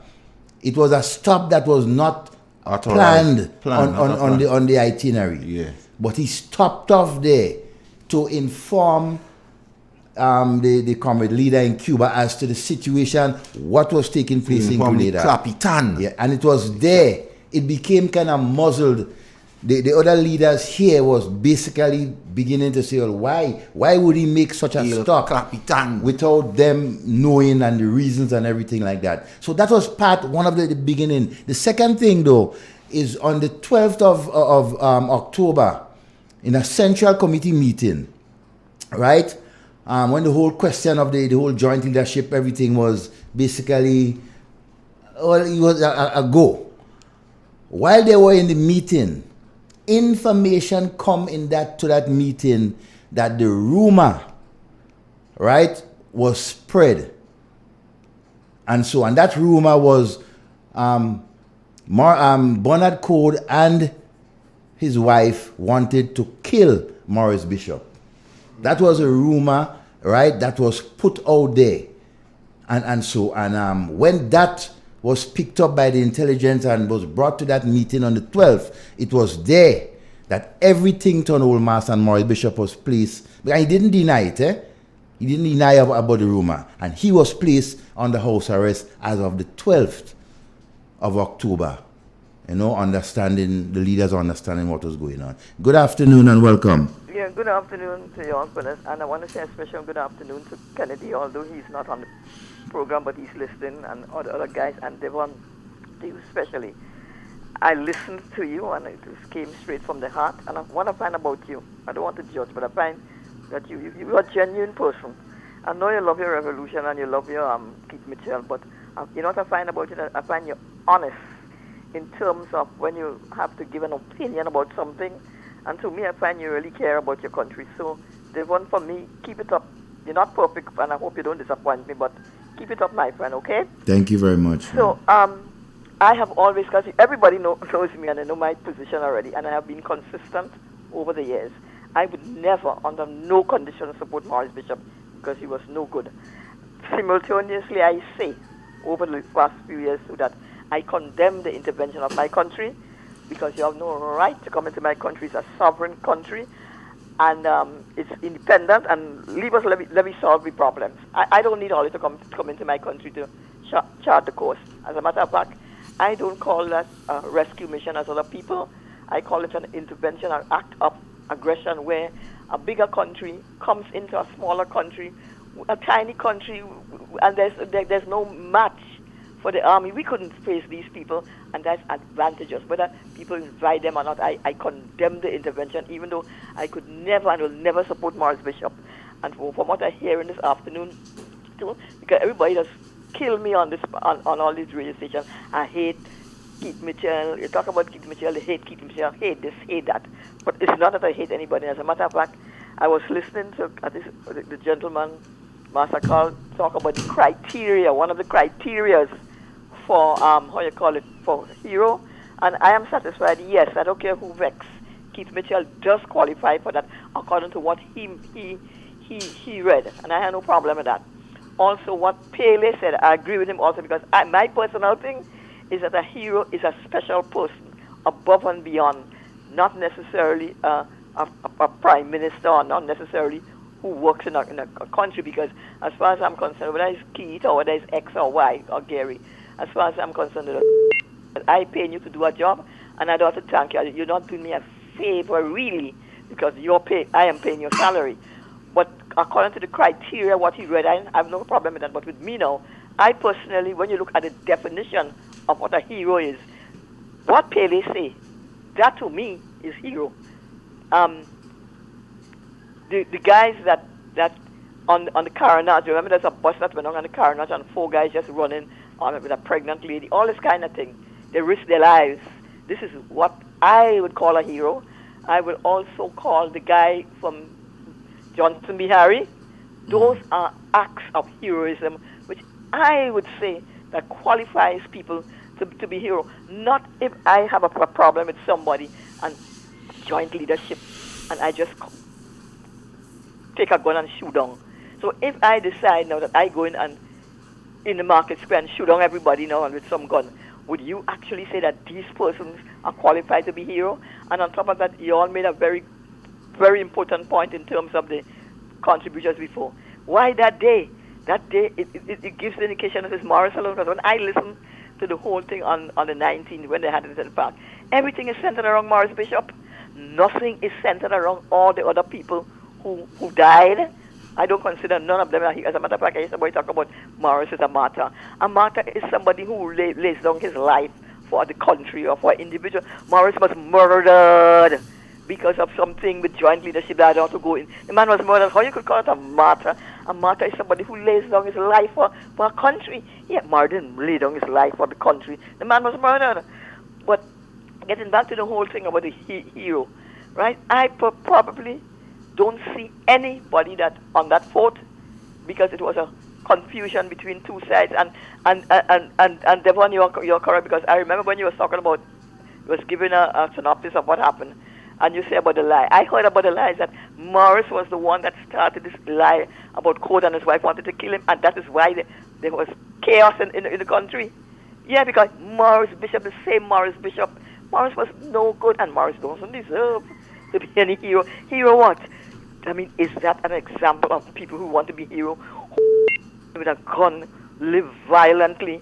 Look at how the revolution ended in disgrace, self-destruct, the glorious revolution. Maurice had just about 2 more years again before election, because the last election was in 1976, and that was 79. You could have waited, honey. You didn't have to take a gun and by violence, and then you want to tell me you have people upholding this kind of a behavior and this kind of characters. What are you saying to the young people? Are you telling people it is good to just take a gun and are you telling people that it's good to solve your problems by violence? Are you upholding and glorifying and idolizing criminals? No, we can't be seeing that message. We can't be sending that message to people, because as far as I see, they want to probably bring in Morris Bishop by the back door and say he's some hero. And I don't care who vexed. I will continue that Morris was the worst thing that ever passed in this country. Morris lived by the sword. He died by the sword. He reaped just what he sowed, and he deserved just what he got. Because that is the kind of person he was. His whole life was centered around violence. I was listening to some thing they had the other day on something, and I saw, to my surprise, when they arrested Morris Bishop in Grenville, for he had arms and ammunition on him. If I see correctly, one of those things they was having about the life and times of Morris Bishop. How could you have arms and ammunition, an illegal drug on you? Not a drug, illegal firearm is unlicensed. The man was carrying 2 guns. Then the allegations again to him. Remember they had some thing with these guys in Monkridge. They say he used to smoke marijuana. And I remember here you saying we always talking about a cigarette. He asked for a cigarette. I knew the talk. Again, marijuana was an illegal drug in those days. Those people, there's some problem with the Monkridge people, how he and them go to see Kotola, and he imprisoned the whole of Monkridge. I don't know, this is some story. And then imprisoned the whole of them people in Tivoli. You know what I mean? What about those people property that he took? He had to just run out like that, and the interim government had to pay all these people. What about the suspension of the Constitution? All this. I mean, when you really look at the whole life of Morris Bishop, that man does not deserve to know a hero, and he's not no martyr. He didn't die for us. And I don't care who vexed. All right, caller. Right. Thanks for the contribution. Your next one? Yeah, busy today. Good afternoon. Hello, good afternoon. Good afternoon. Good afternoon. Are you hearing me? Yes, we are hearing you clear. Are you hearing me clearly? Yes, we hear you clear. Clearly. Wait, hold on. Better take out the earpiece in my ears, because I think. Let me remove the earpiece. Hold on. Just give me 2 seconds. Hold on now.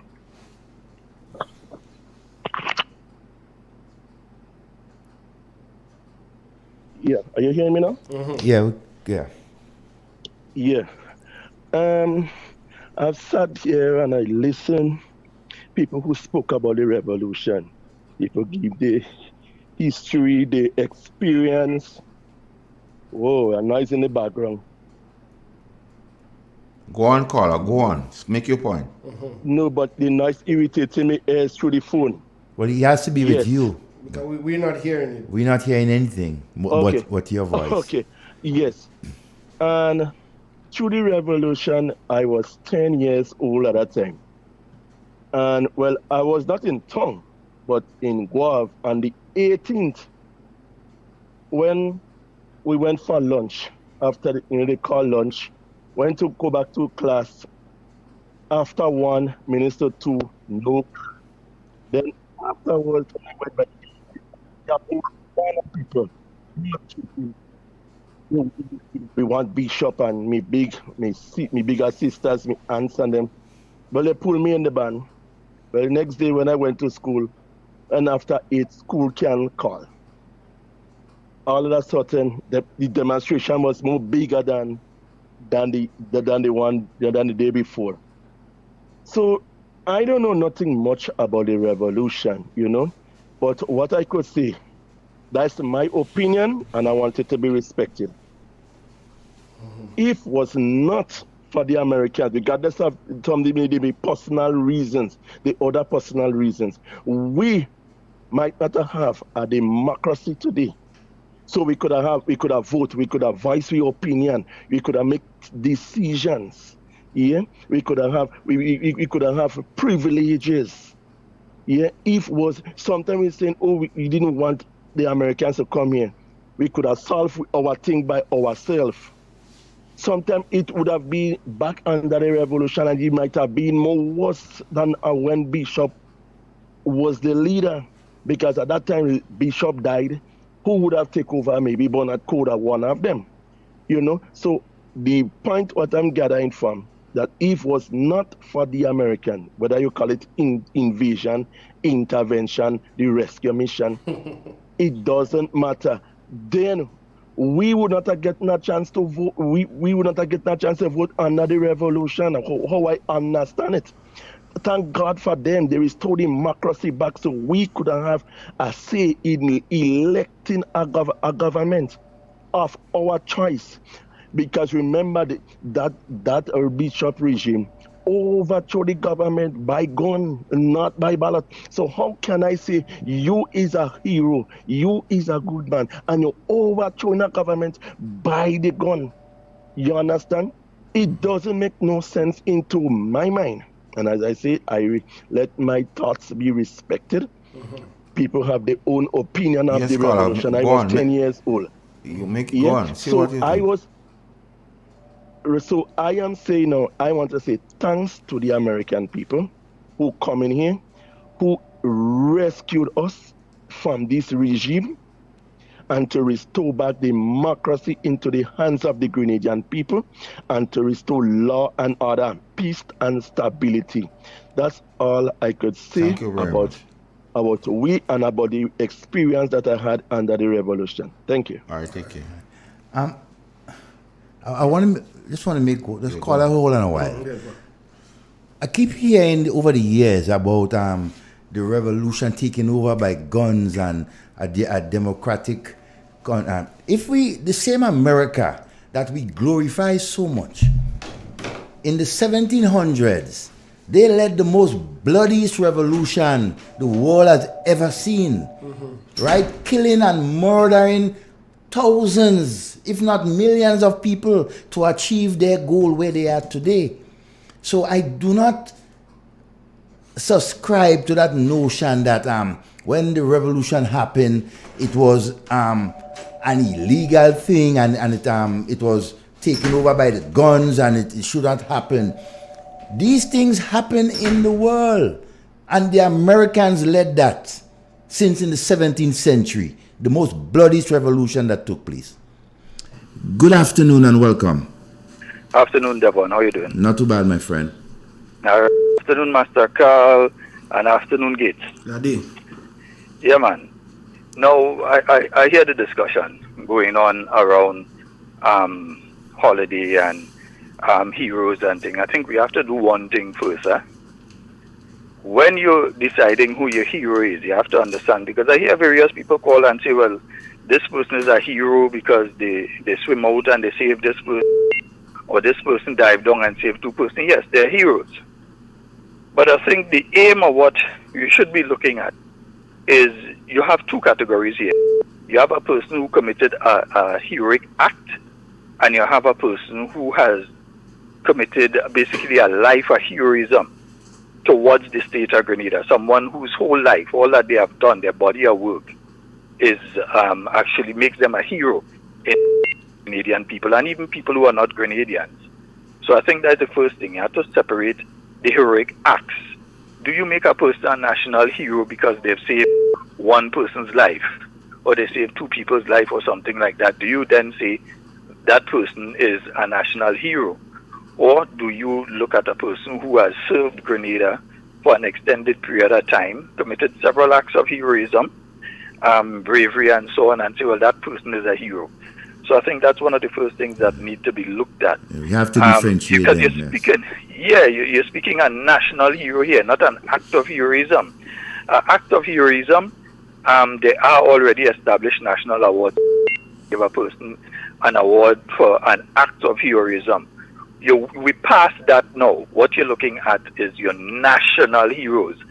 People are going to place in the history books and say, this is a person that we want our children to model themselves after. This is a person who people can take an example from. This is a person who has sacrificed for an extended period of time for the people of Grenada. And I think when we look at that, then we can come up with who the national heroes are. Because I think a lot of people still have it wrong in their mind. I hear people, somebody did this heroic act. I even heard them mention Johnson B. Harry. Yes, heroic act, but not a national hero. He did an act that is worthy of being acknowledged as a hero. Yes. But at the level of national hero, you're speaking about something different here. You're speaking about a person whose whole life has been devoted to the people of Grenada and uplifting the people of Grenada and that sort of thing. Development of that, I think people need to understand the difference between the two. That's all I had to say for this evening. All right, let's. Thank you very much, my friend. I think you put it in perspective there for a number of persons as to where we should be heading. Good afternoon and welcome. Good afternoon. Yes, sir. Good I'm afternoon. back again. I'll be very Yes, talk to me. Yeah, I'm listening there about the national hero. But you know what happened, Devon? Whenever this come up, it brings back so much hurt in people. Real hurt, because I feel it. You know, so when you come at the October 19 around Maurice Bishop, there are thousands of people in Grenada who is being real hurt too. Yeah, has been a hero affected. should be something that we all jump for joy. We can see the good of the people. Yes, we don't go around and let people know the criteria about that hero we want to make. I will never feel that way today. Right now, bring back every memory that I had in the past, we should try to bypass. And every time October 19 comes, let Maurice Bishop come up, I think we should hold on. All right, my brother. All right. All right, take care. I think you see, we as a people, we need to get to that place where we can openly discuss, so many things as to the right and the wrong and everything like that. Good afternoon and welcome. Yes, good afternoon. Good afternoon to you, ma'am. Okay. I want to say my bits and pieces here now. Oh, sure. Now, I was a New Jewel movement woman. I was about 15 years old. Right? And it led to the revolution. The New Jewel movement started at Samba's place in St. David, where I from. My cousin Fitzroy had brought me into the New Jewel movement. Now I hear Miss Aban saying a lot of things that is not the truth. Right? Well, I would advise you though, as you move forward, let us forget about what has been said and make your contribution. Yes, I say what I have to say because it's upsetting me. Right? Now, Bloody Monday in Grenville by Bola in Grenville. It was Bloody Monday. Right? Tell me let us go, but I didn't go. Bishop and them had a meeting by Bola in St. Andrews. Right? Eventually, they them down, they get them. Right?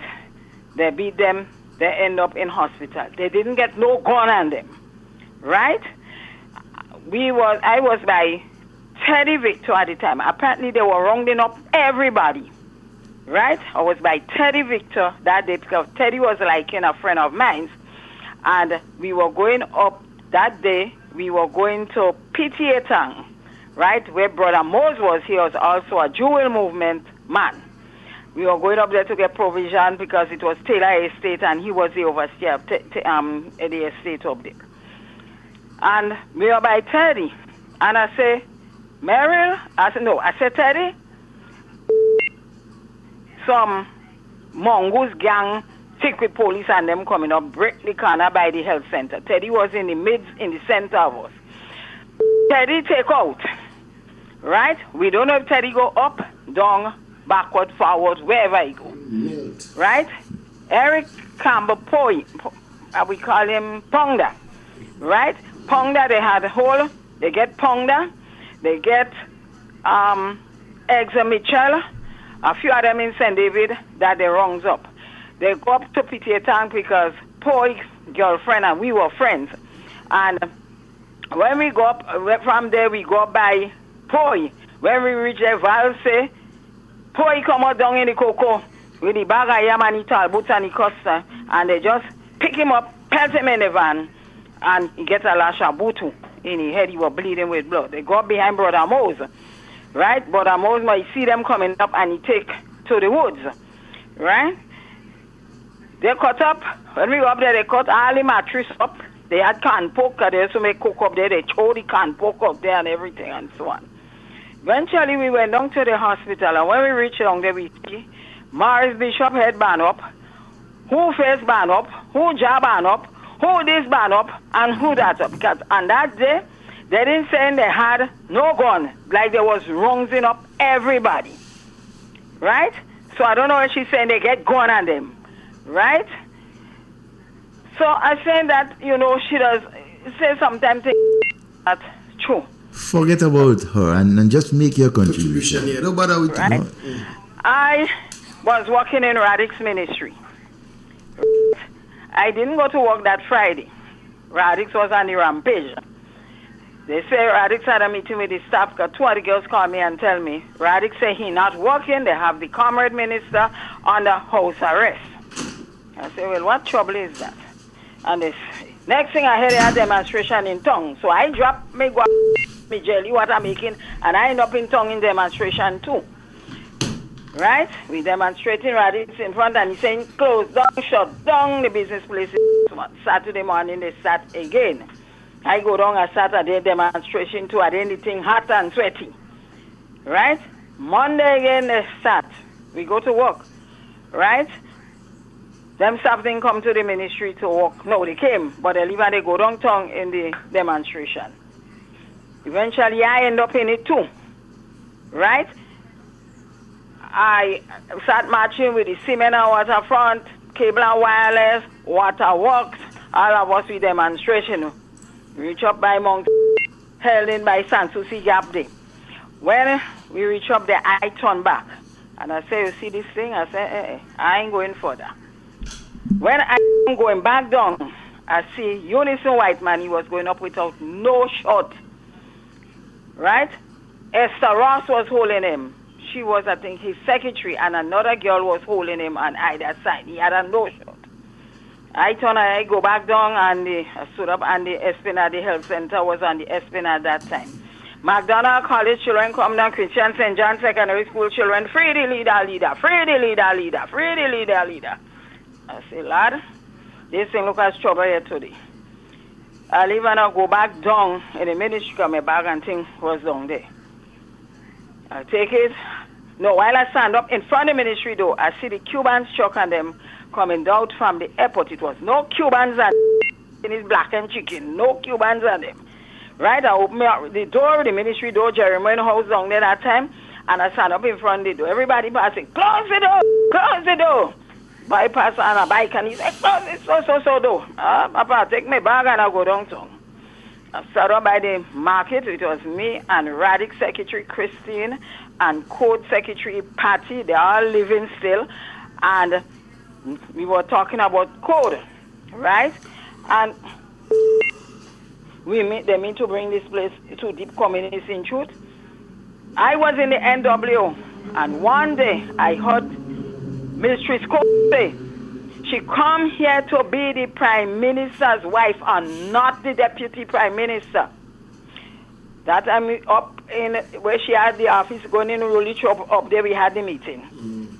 I turn and I tell Judy Campbell, she dead now from Mount Morris. I said, Judy, what she mean by that? I mean she come here to be the Prime Minister's wife and not the deputy. I said, that was so good. She also said, sooner or later, we will be minding our babies and work. I said, well, what trouble is that? Where are we going? And they will have people looking after them. Is after the massacre and everything, look at Shovla here, they had what for us, whatever it is. So, you have a lot of things more I could talk and say, KB, but I can't go further now.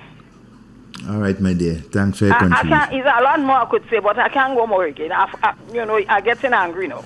All right. Thanks for your contribution. Much appreciated. There's so much. Go ahead. Good afternoon and welcome. Quickly, I just have to respond because I don't know what incident that lady talking about. Probably she was talking about the beating in Grenville. But let me just remind her that Morris Bishop used to bring in guns in barrels of grease. It is not an opinion. Everybody know a prominent person right now cannot go back to the United States of America because of the gun running charges. So he used to bring in guns. Well, Mr. Anne-Marie, let me correct you.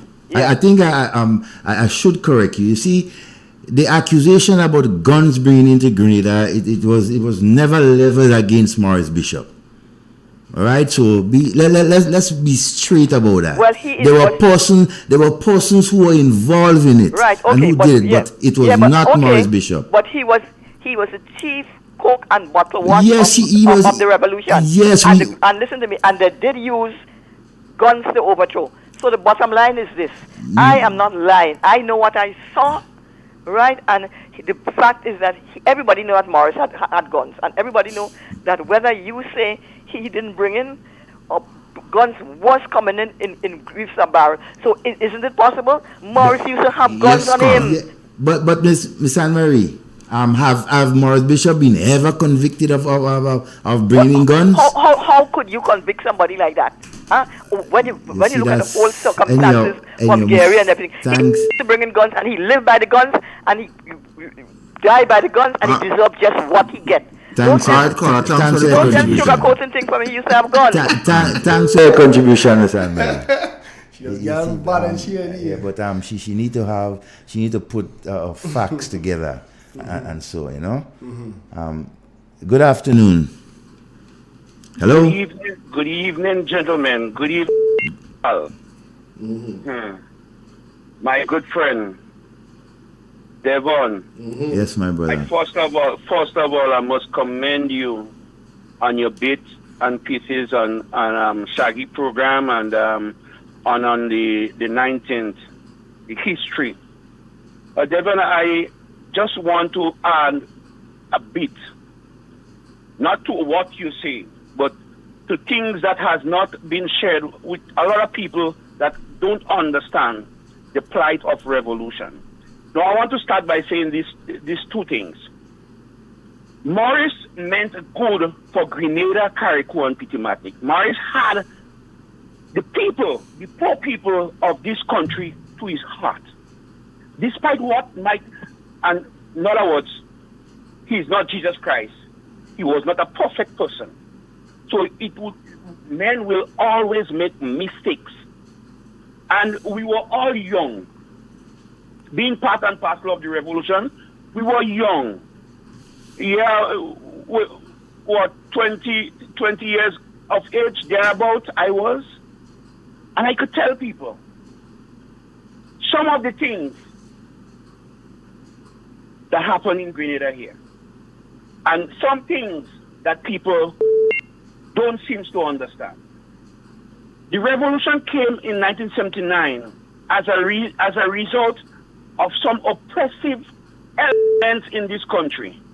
It wasn't always Gary per se, but around him there was the bourgeois, the landlords, the people who own a number of estates and was slaving our mothers and fathers on the estate. As a result of that, Morris saw the need to sort of liberate these people. Let them be free, let them be equal. And poor people who was not able to get the privilege to study or go to a secondary school or to study in a university. That was changed. Now, I want to go back to Karl Marx, Friedrich Engels, and Lenin theory of revolution. So, Devon, if you may permit me, there was a revolution and a revolution inside a revolution, so to speak. What happened on the 4th was a coup of other men. Remember that Morris did not have command of the armed forces then because he was under house arrest. And you know that for a fact. Now, in order to regain command of the armed forces, he had to be outside. And as a result of that, according to the theory of revolution by Frederick Engels and Karl Marx and these guys and Lenin, the men that took the fort came back and took the fort from Maurice Bishop. These men knew if they did not do that, what would be the end result of them. So they moved surprisingly on the people. They turned the guns on the people, which Maurice never had intention to do in his whole life. I spoke to Maurice personally, and he said, anytime we're going to have an intention to turn the guns of this country on the masses, it is a no-no. And that is the big failure. Whether it was joint leadership, whether it was not joint leadership, but something had to be done as a result of that. See, that is the picture. That is what they say, a revolution inside of a revolution. So the men decided to take the party and the government from Maurice. Maurice was the leader, the most popular leader that ever passed through within 4.5 years of his service in this country. I'm not going to talk about heroism because people may get to hate me more than anything else. All right, yeah, but Carla, one question. Mm-hmm. When you're speaking about the whole issue about the 19th, and when you have information to suggest that Maurice said the revolution will continue but without, and he start calling names, how you think that? Yeah. How you deal with that part? He said the revolution will continue but without, and names was called. Right. These issues, I am telling you, as I said before, if these men did not do that, taking over the post from Maurice, they would have been in dire trouble. As a result of that, whether the names was called, who would be called, the revolution would continue. But with the exception of these people, I understand. That is why I said a revolution into a revolutionary country. Grenada was revolutionized from 1979, and on the 19th of October 1983, another coup takes over the revolution that was from 1979 to 1983. So there's another revolution in. And the theory, these men had studied. I was in Moscow. I was there. These men had studied the theory of Lenin, Marxist, Frederick Engels, and Karl Marx. These men had studied this theory of revolution. It's either you be killed or be killed. That is what the theory teaches people from Karl Marx and Frederick. And believe you me, Devon, I want to still commend you on the effort that you made. You did well. I mean, you're well spoken, and these are the facts of Grenada today.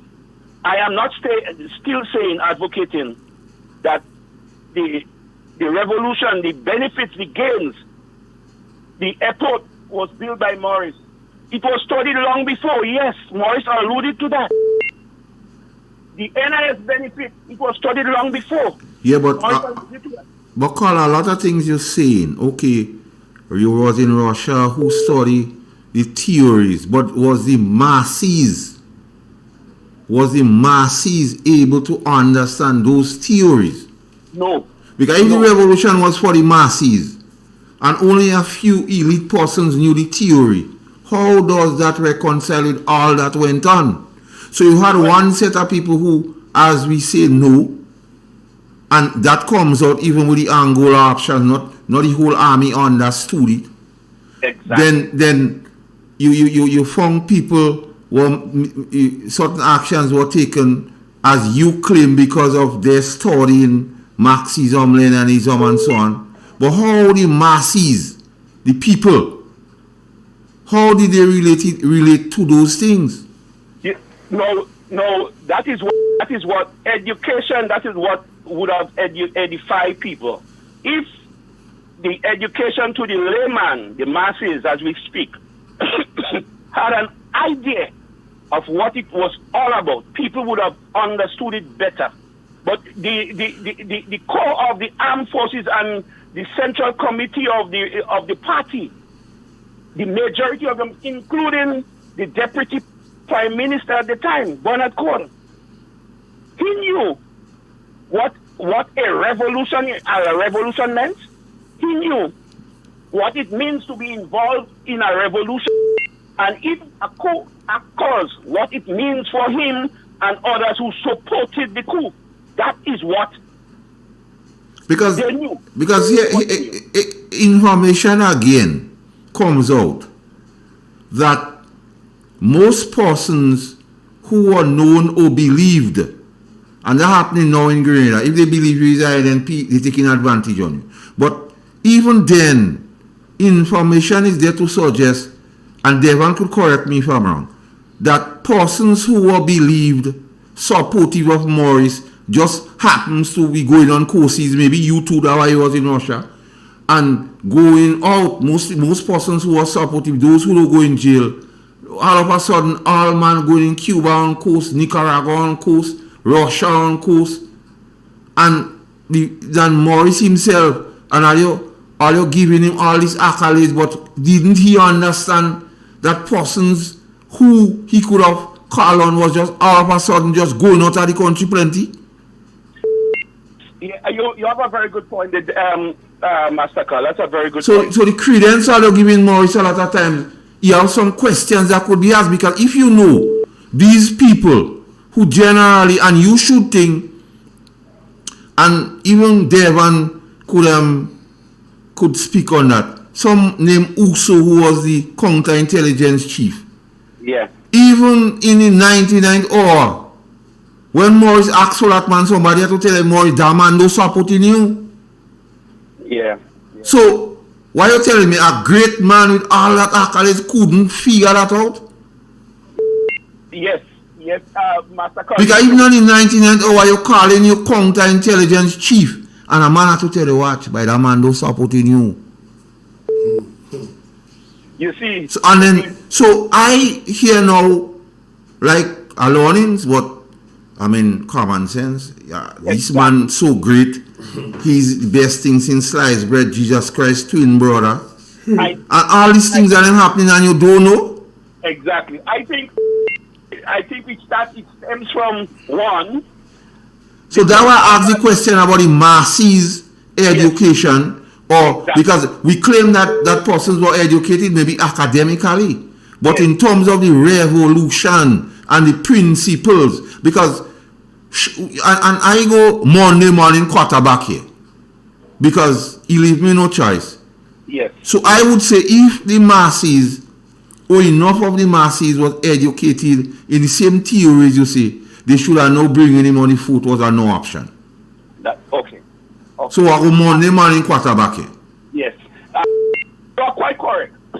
So then you see, that is why the full story must be told. Yes. But the people who could... Because if we believe it was a mistake then, we have to learn, and they say experience is the greatest teacher because you're born to learn. However, when some people have certain knowledge, like an old man tell me one time, he say, watch, Massacre, a lot of men walking around with blood dripping from the finger in the revolution thing, and we don't know. That's correct. So how do we reconcile as a nation? Because a nation without this kind of, and it comes back down to the same thing, Devon. People all say a nation without a culture is a nation without a hope. You don't have identification, you're like a fool in a wise man world. So if you don't know them things and them, you see, how much years now? 40 years, Devon? 40 years since. 40 years has gone, and it's time people, like Devon say earlier, and have a truth and reconciliation. Let people know. Let the young ones know. So that a mistake they wouldn't make. And you are correct, Master Carl. Yes, Carl. So I want just to make that one point. Yeah, make your last point. Yeah. The fact is that people who could talk the truth is hiding inside this country differently, not in the open. People who could talk the real truth of what causes it, still even not saying anything about it again. Because they all see it as they made, they was young, they was arrogant, and they make mistakes. So they are ashamed of themselves. Not Devon. Devon was proud of what he did. All right, so. Thank you. I thank you, Cora. You know, let me hear. One of the things I always say is that are we really giving those persons an opportunity to tell their side? I think over the years, we have to realize that this whole debate about October 19th and even the revolution is so polarized, and so that I don't think that we as a people have been giving ourselves the opportunity to bring out the truth. Too much of hindrance. Yeah. You want to call? Mm-hmm. Let's take it. Good afternoon. Yes, caller. Hello. You're too close to your radio whatsoever. I want to correct Miss Anne-Marie. No, listen to me. Listen, hold on, caller. Caller, hold on. Yeah, but we don't do on the radio to do that here. When you call, make your contribution. We don't want somebody to react to what another caller say and them kind of thing. If you have a point to make it. Brother Devon. Yes, sir. I want to pose that question to you. When the revolution, the Revolution Party had formed, the new dual movement. At this point I can't tell you. I can't tell you that directly. If I make a guess, I'll be lying. Mr. Devon. Yes. You're not listening to me. I said I cannot answer that question because I don't really have the facts of that. Hey, Mr. Devon. You're not hearing us, you know. You're not hearing Mr. Devon. Let's move on with the next call. No. Caller. No, you're not hearing us, Massacre. Do you hear him? You're not hearing because I'm talking to him and you're not. Good afternoon. Good afternoon. Hello? Yes, good afternoon. Hello? Yes. Mr. Carl, thank you so much for talking back to that or replying to that gentleman that just spoke. Some of the things he said is not true. Because I was still in school and when the last lady said she getting angry, bloody is a different thing. That was for the independence. And Grenadians need to keep talking the truth. And they are not talking the truth. And what this man saying about the upper class, Uncle Gary was the only man came in and stepping there for the poor. And I was in school and I remember when we went to do an exam in that high school. The whole of Spring School went and they choose one girl there. I guess she was in the class. And they just dump all of us results. They want us. So what he talking about? So people need to be talking the truth. So what he's saying about these people were for the upper class, the same bishop and all of them. Why they were fighting Uncle Gary? Because I was in extra class in GBSF and I heard Mr. Ashby say, we wanted independence, but not under Gary. I said, look at this man. I sit in the country and just listening. So Grenada was divided long and they welcomed Bishop to come because they think he would have done better, but he couldn't win. When the win in Belmont was a whole set of calamity there with the voting. I know I was young at those times, so we really need to talk the truth. And that whole thing started with Bishop because they came from school, they had the elite, and they wanted to rule Grenada, and Gary was nobody. So that was the confusion. Thank you. Have a wonderful evening, my friend. One thing I want to call us to understand, we hear it's all about information and facts. Yeah, stop We're not coming here. and call me, man. We stop bantering against this shooting scholar. stuff. Everybody entitled to their opinion. You don't have to accept or believe somebody's opinion. Let's take the call. Good afternoon and welcome. Afternoon, Devon. Yes, my friend. Master Carl and Igwe. Good afternoon, sir. I've been listening, and one of the things that struck me is this whole thing about the Angola option. And probably we've been trying to figure out what may have tempted such a brutal end to a popular revolution. And it dawned on me at the time when things were crucial, who it is may have hatched that rumor about killing Bishop. It is perceived that Morris would have hatched it, but couldn't it be from within the hierarchy of the rebellious army, noting that there ought to be something to bring Morris to his knees, and that rumor may have been hatched somewhere else? As it is now, we've been hearing that. Unlikely. I'm not too sure. So this is what I'm looking at, because there was fear. There was fear of the Angola option coming into being based on Morris being able to give Fidel a thumbs up as to what is taking place within the hierarchy of the revolution, and things looking like it could crumble. And the army may have feared, the people who were in this dingle-dangle with his joint leadership may have feared that. So it dawned on me, couldn't they have also been responsible for hatching that rumor and making it look like if it is Morris that did it? Because the talk going wrong is that Morris that made that rumor. Yeah.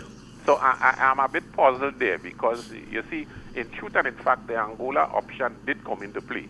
And knowing the situation at the time, trust me, I know that the army would have been fearful, because you're looking at real brutal, hardcore, battle-ready Cuban soldiers. Yeah? Mm-hmm. So that was just basically what I'm troubled with at the moment. Thanks for your contribution, my brother. It's it's so many things that we need to know. Good afternoon and welcome. Hello. Yes, good afternoon. Yes, good afternoon. I am I'm Hello? very good program today. A lot of people are happy to hear some of the callers and the contribution that they. Go ahead. No, the internet, Let me move on. We have our next caller holding on the landline. Good afternoon and welcome. Hello, good afternoon. Good afternoon, sir. Yeah, just listening to the program is that, as the last caller said, it couldn't be the talk about Code and his wife want to kill Bishop. That couldn't come from the other side. It's something happened with the revolution, because they were saying there was an album when they took over, and all now we never see the album. So it play out both sides if that's the case. Thank you. All right. Just a chuck in for persons who would have remembered in 1982, a said rumor came out stating that Phyllis Code took $6 million and went back to Jamaica with it. Good afternoon and welcome. Hello? Yes, good afternoon. Loud and clear. Yes, good afternoon. I was calling earlier, but I got disconnected. I was speaking about the program this afternoon is a good one.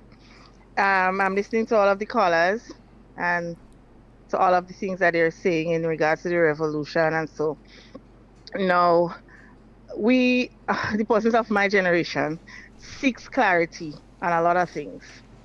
A lot of things are not, people are giving their own version, but they seem to be diverting from the real issue. That is, for me, I want to know the real reason why that there was an overthrow. Some saying it's because of Gary and the way he was handling the situation and all these things. And then what is the real reason that there was an overthrow by the guns? And what is the real reason that he was killed? And where are the bodies? These are some of the things, not all of the things, but some of the things that our generation needs clarity on. Now, I wouldn't deem him a hero in my book because there are so many unanswered questions.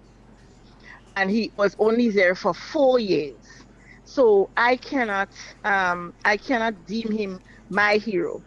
So the criteria for a hero, I guess that needs to be discussed among the populace so that they can know well, this is the hero. This is what we're looking at as a hero. So for me, in terms of politics, it will be Dr. Mitchell. His long-standing contribution to the people of Grenada, Carriacou and Petit Martinique, and he's revolutionized. He was able to revolutionize ITC. We could go through the whole thing. It'll take a day.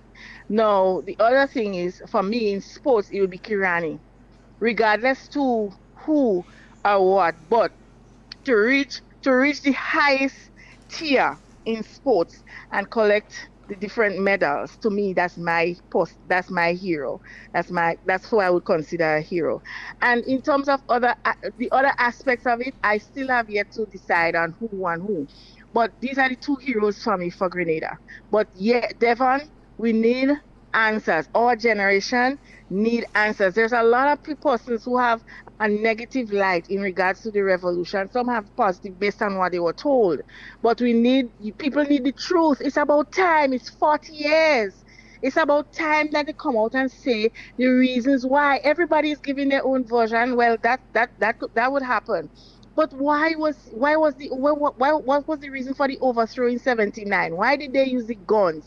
Where is the bodies? Where are the bodies? Why are they hiding that? Why is that a secret?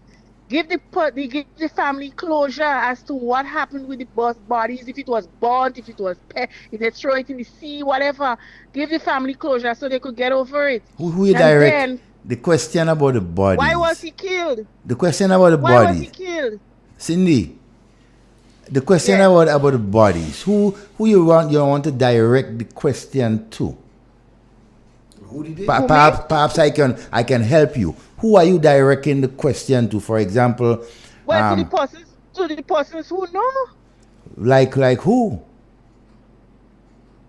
I mean, who killed, and who killed?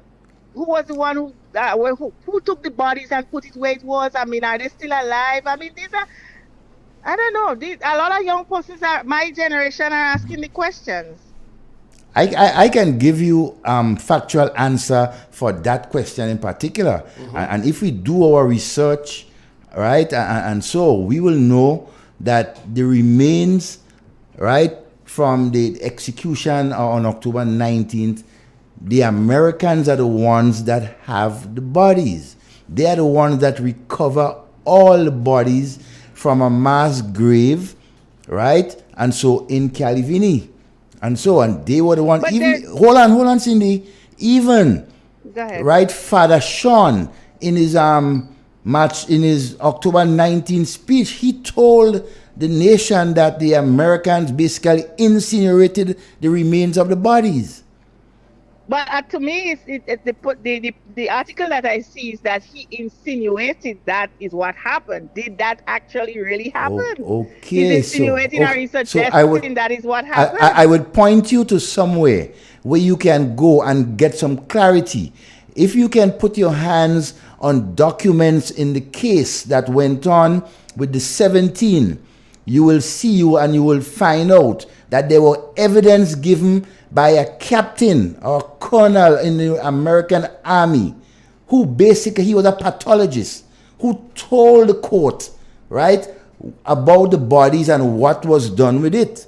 Right? Some of these things we need to search for ourselves and not just wait on persons to give us information. Some of it is not even true. So I would urge you and those who are listening, let us to put some clarity and settle this whole body. Let us go back, for example, to the case, the trial, and listen to the American military person as his whole thing about the bodies. Right? That I can say. Yeah. Mm-hmm. Right. Mm-hmm. Right. Where am I calling? Where we take the call? Good afternoon and welcome.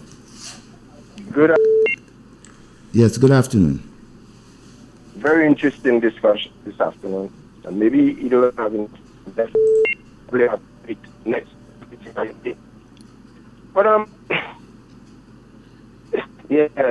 That wasn't breaking up, man. Yeah. I all know that Jerry did stand up very well. You revolutionized. I'll take a walk outside so you can get a better signal or something. Absolutely. Yeah, get up and go close to the door or something. You must be inside. And so I about what? Hello, caller, could you move from your present position and so, because we can barely hear what you're saying. We want to hear what you're saying. You're not listening to us. All right, let me move on. Let me just have two announcements here. Let me just remind folks, the Holy Spirit Church of Paraclete, the annual harvest is Wednesday, October 25th from 1 p.m. They have food, clothing, drinks, confectionaries, barbecue, raffle, flowers, plans, games, and more attraction. Music by DJ Knockout, so make sure you guys support that. And the next one is Glow Edition at the Arena Nightclub, a night for lovers, happening at October 28th. Music by DJ Just Gus. So make sure you guys support that. One thing, Clifford, I get some information from chatters on the street that today is his birthday. Today's Clifford birthday? Yes. Clifford? So, happy birthday, Clifford. Happy birthday. Birthday to you. So, Clifford, you having your birthday in secret now? If you come around wanting to eat. And you call twice. You don't have to say, well, boss, it's my birthday. Like, come and take a drink. Good afternoon and welcome. Good afternoon to Devon. Yay! Good afternoon to Master Carl and Dewey. Camille, and good. people in Grenada, Caricom, Martin, home and abroad. Good afternoon, Camille. Well, Devon, I want to ask that question, Sure. The callers, there's more than one caller that calling that have been listening to that program from the time it started.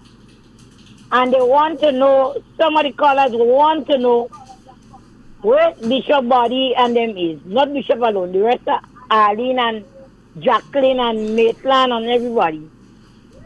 So what I want to ask Mr.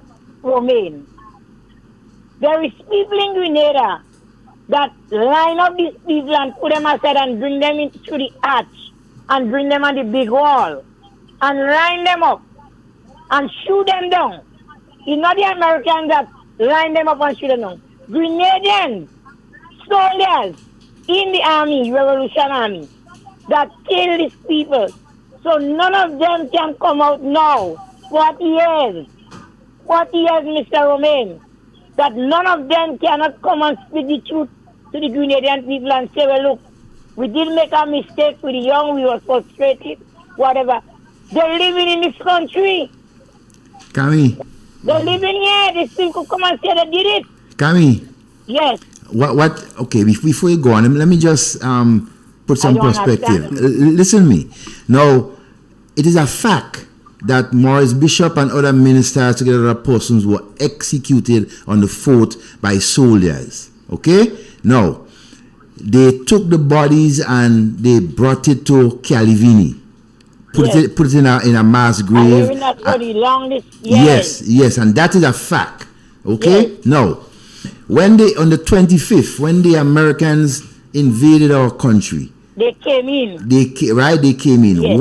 I was in Grenada. The Americans were brought, right, to Camp Saline, right, Calivini, where the mass grave was there, was dug and things were burned, bodies and so, and they removed. As a matter of fact, there are photos still showing where the Americans were removing bodies in bags from the hole. My point is, the men and them that killed Bishop and them, these guys and them is in Grenada. Yeah, but you're not listening. But Camille, they are not, they are not lying, you know. But we are not basically listening and paying attention to what is.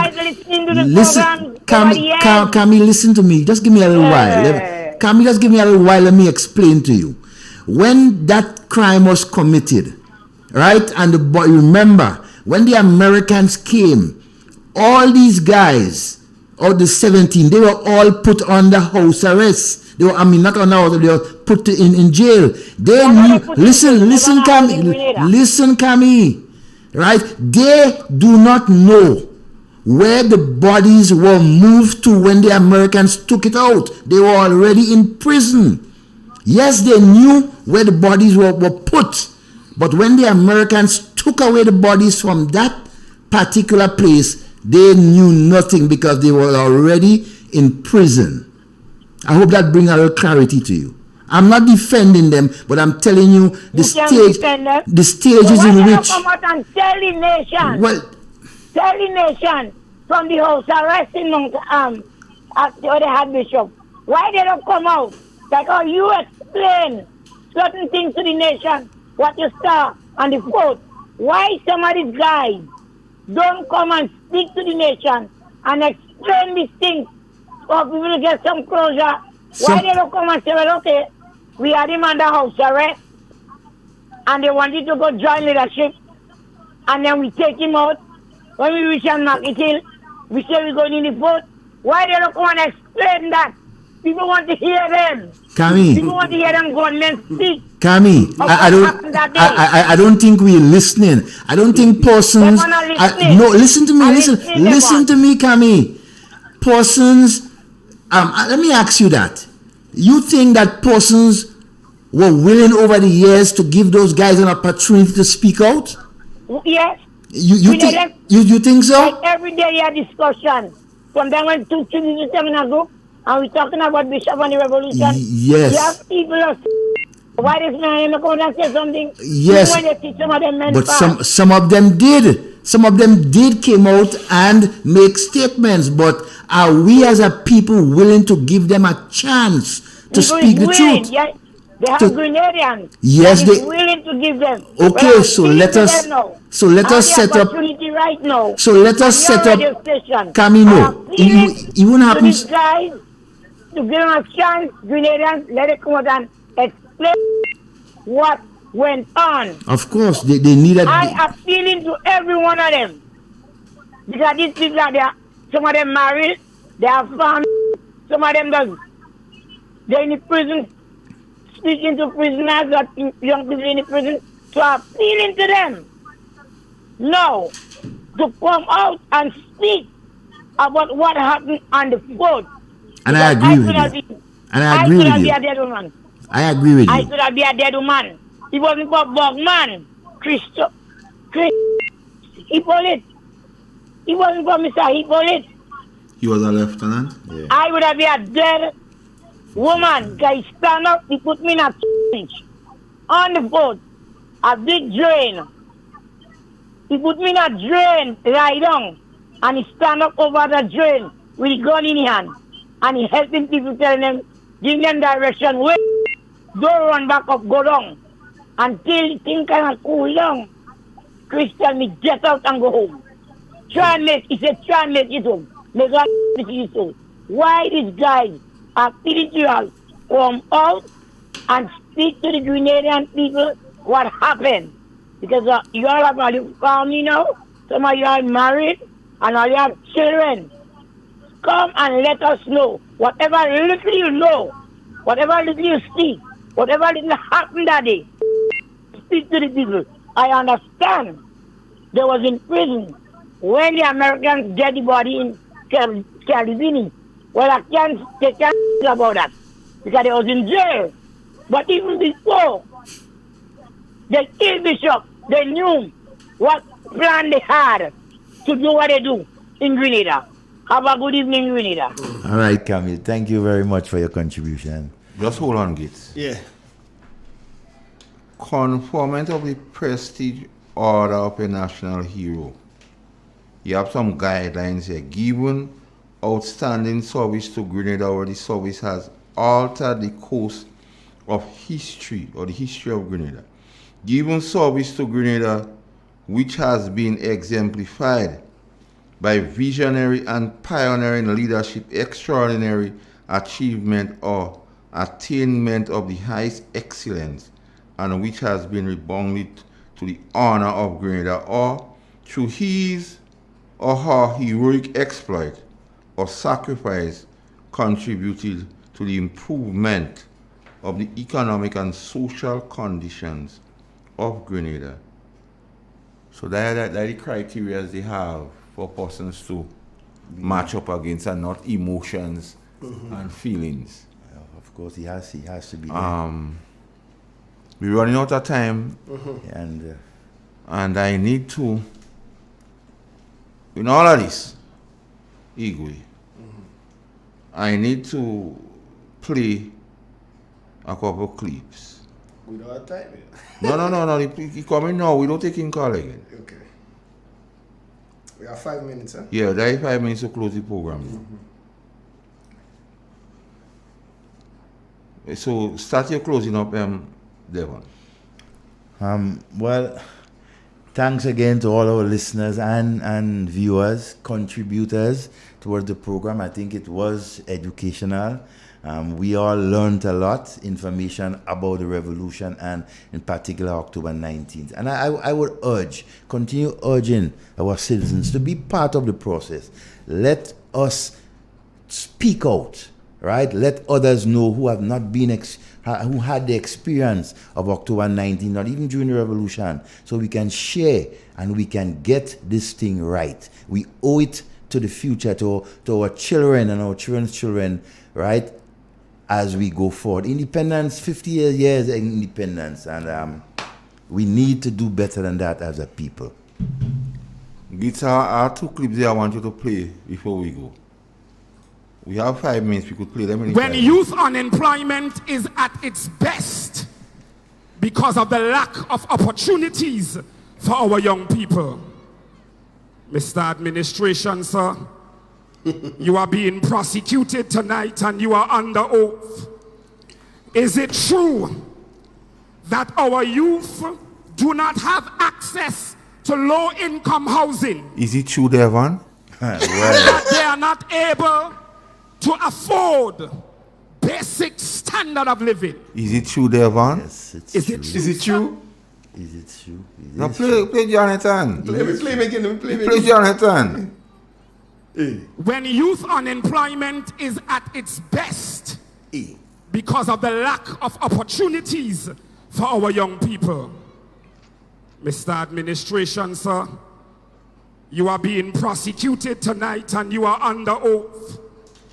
Is it true that our youth do not have access to low-income housing and that they are not able to afford basic standard of living? Is it true, sir? Is it true? Hold that one. Line up the next one. I'll send the next one first. So it is not true. So Mr. Jonathan Lock, hold on, Mr. Jonathan Lock, take the oath in Queen's Park before God and man Where you find that? to serve the people. But Jonathan, what are the access to the low-income housing, Jonathan? Where resurrect that? Ask Jonathan. Yes, the low-income Jonathan, housing. you are being prosecuted now, yes. Jonathan. You want Minister Play the next Telesford. one. Play the next one. You want Telesford. As your next parliamentary representative, I will lead the charge to tackle the healthcare problem that exists in the South. Brothers and sisters, we are in 2022. We are in 2022. And our medical center in the South is someone downstairs. Our medical center in the South is someone downstairs. Imagine that. Listen, people of the South, let me hear you. Tell them, we need a, as your next parliamentary representative. Play, and I'll send a third one for you. Play the third one now, and then I'll give them a minute to comment, and I'll take a minute and we go close. Is it true, sir, that victimization has become the order of the day? Is it true, Jonathan? In Grenada's public service. Oh my God. Administration, sir. Here, Jonathan. Play it again. One more time. Is it true, sir, that victimization has become the order of the day in Grenada's public service? Mr. Administrator, sir. So, Mr. Jonathan, is it true that victimization has become the order? That you have unfulfilled promises here, Jonathan. to our young people of Grenada, Carriacou, and Petit Martinique of a good life. But bad mind I go kill them slowly. Bad mind I go kill them only. Yes, man. So you see how Jonathan bad mind? Really bad Jonathan mind. asking some question which are asking Jonathan now, you know. Yeah. Answer the questions, Jonathan. Jonathan, the affordable housing. What happened to the low income houses? Play again, The low income houses. Jonathan, play.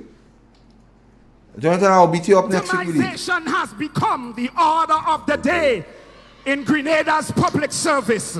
Yes, Mr. sir. Administrator, sir. Talk. So Jonathan, I'll find you full disclosure this Is it Sunday true, Mr. to beat up on you during the week.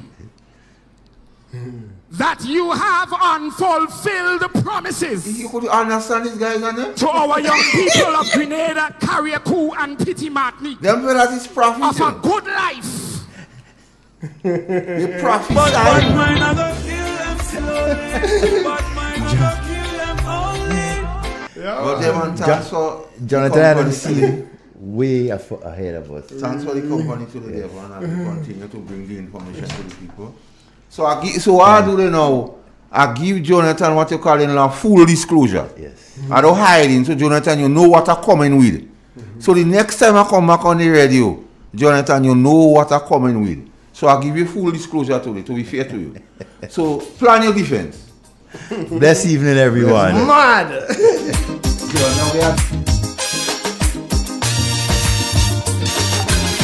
Tell me candid, they too wicked, far too crooked.